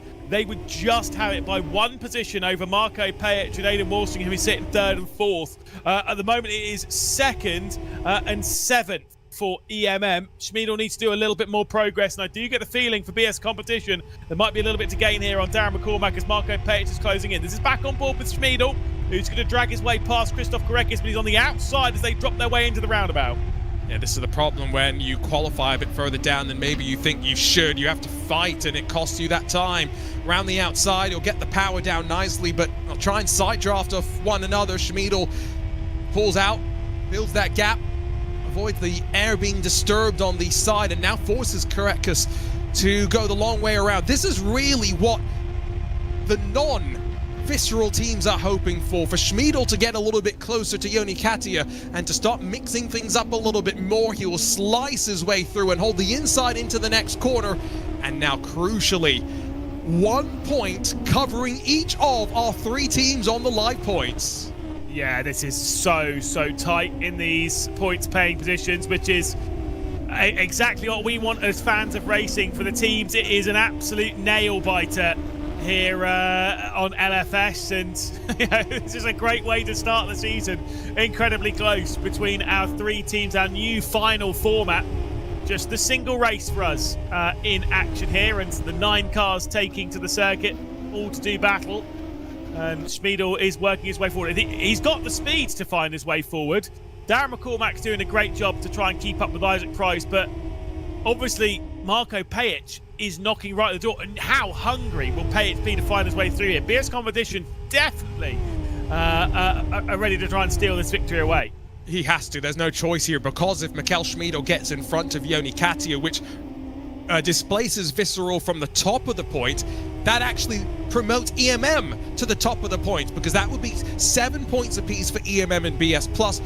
But with the tiebreaker going the way of either penalty points or best race finish, Dara McCormack in second would be able to grab the win for EMM as they try and defend their championship from Sim Formula Europe. So Dara McCormack also now in a very important spot where he's looking over the shoulder as much as he's trying to close Isaac Price down as well. Also, just so that no one's panicking sat at home, I was just about to say the timer will update in a second. It is not a 55-minute race, it is 12 minutes. As we've had, just because we got to the final doesn't mean we're going to have a ridiculously, well, I mean, it would be a pretty exciting hour-long race, I'm not going to lie. But we're not having an hour-long race. No disrespect to McCormack, this is only based on the pace from the day so far. I do think that Isaac Price in first position, I'm not saying he's unbeatable, but I'm saying he's pretty unbeatable. You know? I think he's in prime position. I think he will slowly build that gap and will break the slipstream and then will potentially run away. I think that position might be relatively settled. It's second on back that is up in the air. Yes, that's where McCormack looking over the shoulder. So if Marko Pajic gets in front of McCormack, that is still not enough for BS+, because Isaac Price plus Joni Katia, that's 6 points. Tiebreaker goes the way of Visceral. So maybe Aiden Walshingham has to be thinking about closing up and making the move as well. Schmidl's dropping off the back of Joni Katia here. Joni's doing exactly what the team needs him to do with closing in on half this race complete. I mean, it wouldn't hurt him, though, to be up one more position at least, but yeah, just to kind of guarantee it to take it more into the hands of the team. There's a look to the inside, rather for the outside for Christoph Korekis, who's trying to get past Mikkel Schmid. Oh, sorry, no, it's battle with Thomas Leboutelet. That'll make way more sense as they go over the tram tracks. So these two battling over 7th and 8th. Their points at the moment for the teams technically will not count. But again, they can build up any penalty points if they're not careful. By the way, if you do take a close look on Darren McCormack's camera, you would be able to see that his top has the word which you would have to put in front of Ante penultimate to get the 4th to last lap. Oh, you know, I've got how many more times can I call it a motorway in this race? We'll find out. Here's your op. The gaps, though, continuing just to settle down. I think Dara McCormack, I did say in qualifying, I wasn't sure where he was going to be. But I think that's because, Lewis, by all rights, this has not been the necessarily standout performance that even Dara would have hoped for himself. He's been tangled up in incidents in the race, yes, but we'll see if he's going to race on all 5 platforms this season. That, of course, would require him to make the Final 4 as well.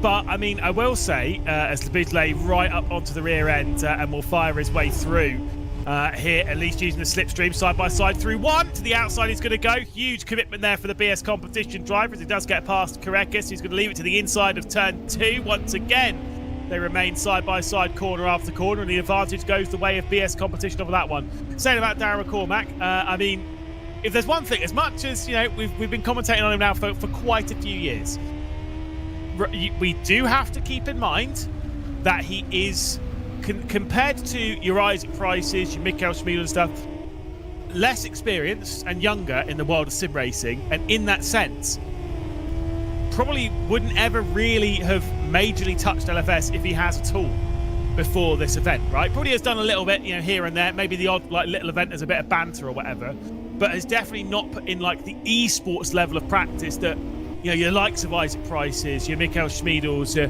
know, your Hugo Luises, of course, those that put that kind of time in to this platform back in the day. So I would say in that he's had to adapt more to it. I think that's a fair point. But Lewis, do you want some drama? I hope the answer is yes. I mean, I'm up for it. What's the point? What's the penalty point situation? Well, I was race control are investigating contact between Joni Katja and Mikkel Schmiedel. That, I think, explains why Schmiedel has lost so much time, because I don't think it's natural for him to have dropped 2.5 seconds in the space of about an 8-minute race as Thomas Leboudelet on the outside of Christoph Korakis. These two have to be careful. Penalty points is what we're talking about. Could mix up things at the front of the field, but what it would take for Visceral to get removed from the lead there as they get slightly pushed out wide through the first of the double right-handers is a couple of penalty points. And guess what? Confirmation. 2 penalty points for Joni Katja. Wow. So who's in position now? Is it BS competition with 3rd and 4th, surely? It is indeed, because 1 + 5 for Visceral is 6. That's points. Then add the 2 penalty points. That puts them up to 8. Page and Walshingham, 7 points between the two of them, can actually afford to lose 1 spot on track, because the first tiebreaker, Lewis, is penalty points earned in the finals. Yep, indeed. And Darren McCormack as well in 2nd position. I mean, look, Darren McCormack in 2nd position. Mikkel Schmiedel needs to make some progress. This is a switch between the 2 BS competition cars. That obviously will not affect their points. That's probably more that they're feeling that maybe Aidan Walsingham's a little bit quicker than Marko Pejic right now, so they're going to switch those ones around. Pejic will do the defensive drive from Katja. Mikkel Schmiedel unlikely to get right up to the back end of this to gain some more points. So it's kind of one of those ones. EMM with 2nd and 6th, they're unlikely to gain any more points than what they currently are. I mean, to be fair though, if BS competition lose 1, EMM would win, no? Because then it would be on count back to position. 2nd and 6th for Mikkel Schmiedel would be 8 points. It would then be 3rd and 5th. Oh yes! For BS competition. EMM with the higher position in the race on the 2nd countback, which is the highest position. Darren McCormack would be doing enough to win it for EMM. Oh. So you say that. Marko Pejic can absolutely not give this position up to Katja. Good shot. And in that case, Lewis, it actually is a... If they think Aidan Walshingham is faster here, it's the wrong decision to have swapped them around. It's 2 minutes for Marko Pejic to hold on to the win here. Joni Katja has also already probably been told, right, you've got a couple of penalty points. Last thing he's wanting to do in his mind is add to the damage, because that would make things even more punishing for Visceral. Already, Lewis, as it stands, Visceral have gone from winning this final to scoring 3rd in terms of the points being paid out. But if Katja gets through, then it would be 1st and 4th plus 2 penalty points, which is 7 points, so they would win. So this is one of those ones where it's like there's so much going on in this, and it's so tricky to figure out. I think you're completely right. Aidan Walsingham, if he is the faster of the 2, should never have gone through there on Marko Pejic. They cannot switch it around again. They've got a lap and a bit to survive. It might be... I think it'll be 1 more lap. It is the final lap. There we go. Confirmed at the top. 1 more lap to try and survive here. And at the moment, this is not looking comfortable. It is BS competition who presently are in position to win the opening round. My goodness. New format in the finals, and it produces some drama straight away. Joni Katja running out of time. Really, if anyone's going to make a move down at turn 10, it could be Joni. He's got some great exits and runs out of the long left-hand sweepers. But outside of that, Lewis, there's only 1 more passing opportunity. He's running out of time. He is right onto the rear end, though. Aidan Walsinghamam went wide here. A lap ago. He's going to look to the outside. Oh, with the inside here. The outside, though, once they get down the hill. A little bit of contact, a little bit of brushing between the pair of them. This is for the win of the round between these 2 drivers. They're battling at the moment for 4th position. Big slides, and coming through is Visceral. Fantastic move from Joni Katja to move them on to 7 points and potentially giving Visceral the victory. No, not done though just yet, because there's 1 more chance, and look at the speed that Marko Pejic has. He's almost clear as they get onto the brakes for the final time, but the Visceral car makes the send and holds on to the spot. Final run then, up towards the line. What's the drag race going to do? Isaac Price will cross the line to take victory here in the final race. Darren McCormack will be in 2nd. It'll be 3rd place for Aidan Walsingham. It will be 4th place for Joni Katja. And once you add in those penalty points, it'll be 7 points for the team and should be The opening round victory of this new ERL season for Visceral Esports. Will hold fire from that one for Race Control, but what an epic. He almost lost the race for them. He may just have won the race for them as well. What great fighting between our teams. And I think now a bit of respect being shown on either side as Joni Katia and Aidan Walshingham breathe after a barn burner of a race. Yeah, I mean, look, just once again, we'll go through the maths. It's 2nd and 6th for EMM, so that would be 8 points. Aidan Walshingham and Marco Pajic would be on 8 points with 3rd and 5th. And with 1st and 4th, plus the 2 penalty points, unless Race Control have more to add, that would be the victory for Visceral. That was really, I really enjoyed that. It wasn't the level of fighting we had in the semi-finals, but it was great. It was strategic. It was played brilliantly. Joni Katia very much played his part. Isaac Price, as we said earlier on in the race, was absolutely gone. But that was an absolute cracker. I really enjoyed that. Can't wait to see what we're going to be doing again in the near future. Now, we do have a brief window for any extra things to be lodged with Race Control, but I'm not expecting too many extra things, so I think our math is correct. And we can go ahead and catch up with, well, for the 3rd time tonight, he must be rather bored of coming to talk to us, but can't complain too much. Isaac Price, what a race for you and the Visceral Esports team, provisionally winners on the night here in Live for Speed. How does that sound? Sounds very good. I won't count my chickens until the hatch, so to speak, with the stewards results, but I have no idea. For me, the race is pretty straightforward. Dara played it didn't do anything too aggressive at the start. I braked nice and late, so it made it hard to dive bomb, and then after that, it was just doing what I've done for years on Live for Speed, just doing my own race, putting my own laps in. And yeah, it's nice when days like that happen, because it doesn't happen very often, so you have to enjoy them when they do. We saw it from Schmiedel in the semi-final there, an incredible lap from him, putting an 8. You said, oh, you got an 8. I got an 8 as well. Bam. Incredible lap in qualifying once again.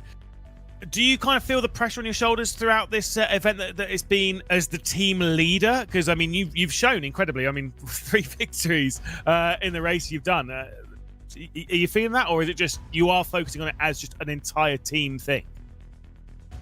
No, for me, I feel like the pressure of being the team leader was actually making me perform better. I'm not doing it just for myself. I'm trying to, lift up the whole team, and not only the team, but also the LFS community. Obviously, we've all been racing each other for years on Live for Speed and fighting each other. And especially during the pandemic, you'd have these kind of hypothetical conversations. How would a race go if the best drivers in sim racing actually played Live for Speed as well against us? And I hope that I made the Live for Speed community proud tonight. What a great fight as well. Let's grab Joni Katia for a quick chat. Joni, you got the couple of penalty points in that final, but you also made the move that grabbed Visceral back the points lead. Talk us through that race and the fight that you had with BS Plus Competition and Mikkel Schmiedel. Oh yeah, the start was very hectic. I think we were like 3 wide to turn 1, and I had no idea what was going on, just trying to survive. And apparently I was rear-ended, so I had to fight later on, and then both guys got past anyway. But yeah, somehow I knew the 2 penalty points game, so I knew I had to maybe fight them later on, so I just tried to save my tire. And on my last lap I got so lucky trapped, and I just had to send it.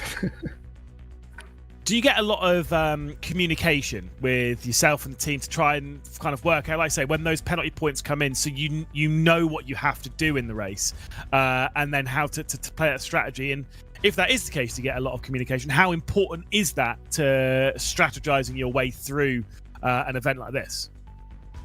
Oh yeah, I just asked a simple question if there's any penalties or reports, and I got the short answer. So after that, I kind of knew I'd have to do something, possibly, and so did maybe PS. But yeah, it's very vital to have a good engineer in your team to know what you can or need to do. Just like in F1, it's a very vital part of the team. And last but not least, Christoph Korekis, third member of this Visceral Esports lineup. Christoph, I mean, it doesn't get much better to start the season off, but after this, we've got trips to Gran Turismo, Race Room, iRacing. Which platforms do you think we'll see you on later on this year, and are you looking forward to it?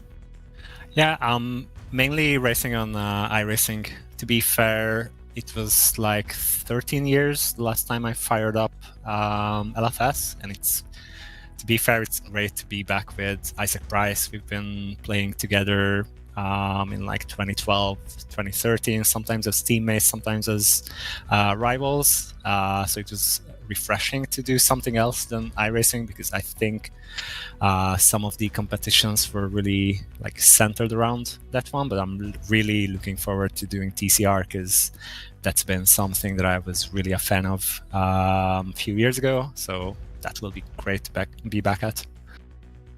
Kind of very, very different car track. Obviously, we don't know what the track will be racing out there, but we know the car and we know the sim as well. Couldn't be more different than what we're racing, though, here today. I mean, you've got great teammates in, obviously, in Isaac and Yoni. Have you kind of learnt anything from this, from jumping back into LFS, that maybe you might think, oh, actually, I wonder what that's going to be like if I jump back into iRacing? Could I use that here and there? Is there anything in that kind of vein that you maybe find from trying these and going back to these old simulators that we don't tend to see in sim racing in esports competition anymore? Yeah, I think where LFS is really shining is the tire model, for sure. Like, it really lets you drive on the edge, on the with the perfect slip angles through the corners, and the other sims just don't really nail this kind of feeling. And I think if you nail it, it can really give you loads of confidence. You can get really close to the walls. You can just bang on, save your tires, and still be quick there. So there is just a charm to LFS in that sense. But yeah, iRacing is really a different ballpark when it comes to like tire management and braking and netcode, especially, I would say. Like, there has been a bit of a flop to LFS during the day, but yeah, it's mega when it comes to like car contact and close head-to-head racing, and I think it kind of proved throughout the races today that it is great to have close contact racing with these cars even. Well, congrats, chaps. A great effort for Visceral Esports, and we'll see the team in a month's time to roll on for round 2 of the Esports Racing League. Yeah, thanks everyone. See you. Thanks, guys. Isaac Price, Yoni Katia, and Christoph Korekis, the Visceral Esports trio, victorious to open the night and the season up. But Lewis, Live for Speed, a sim that was older than some of the drivers in our field tonight. Still some great racing, and now our spring season is well and truly underway. Can't wait for us to get back to Gran Turismo next month. Look, I've really enjoyed it. It's been great to kind of see LFS. Obviously, it's one of those ones that we've heard so much from all of our drivers, time and time again. Anytime you time this, on all of my time commentating on RF2 back in the day, someone who's done an awful lot of work behind the scenes, Alan Terzic, who has put in an awful lot of work to try and help this event along. He'd always spoke to me about how LFS was this and LFS was that, and we need to do LFS, and I was always like, yeah, no, it's really cool. It's old though, isn't it? And it's in that same kind of vein of like anyone who does a lot of rally sims and you go RBR, you really need to try RBR though. RBR. It's that kind of thing, but for circuit racing. It's great to see it. It's great to see a competitive grid out on it. Great to see a load of people enjoying it as well, because most of the drivers that we were talking to definitely had some smiles on their faces. Well, for our team at VCO, time for us to say goodbye. Lewis McLeod, alongside myself, Arjuna Kankipati, and we'll do it all again on Gran Turismo 7 next time around. But for now, it's Visceral Esports, your winners on Live for Speed and the points leaders in the Esports Racing League.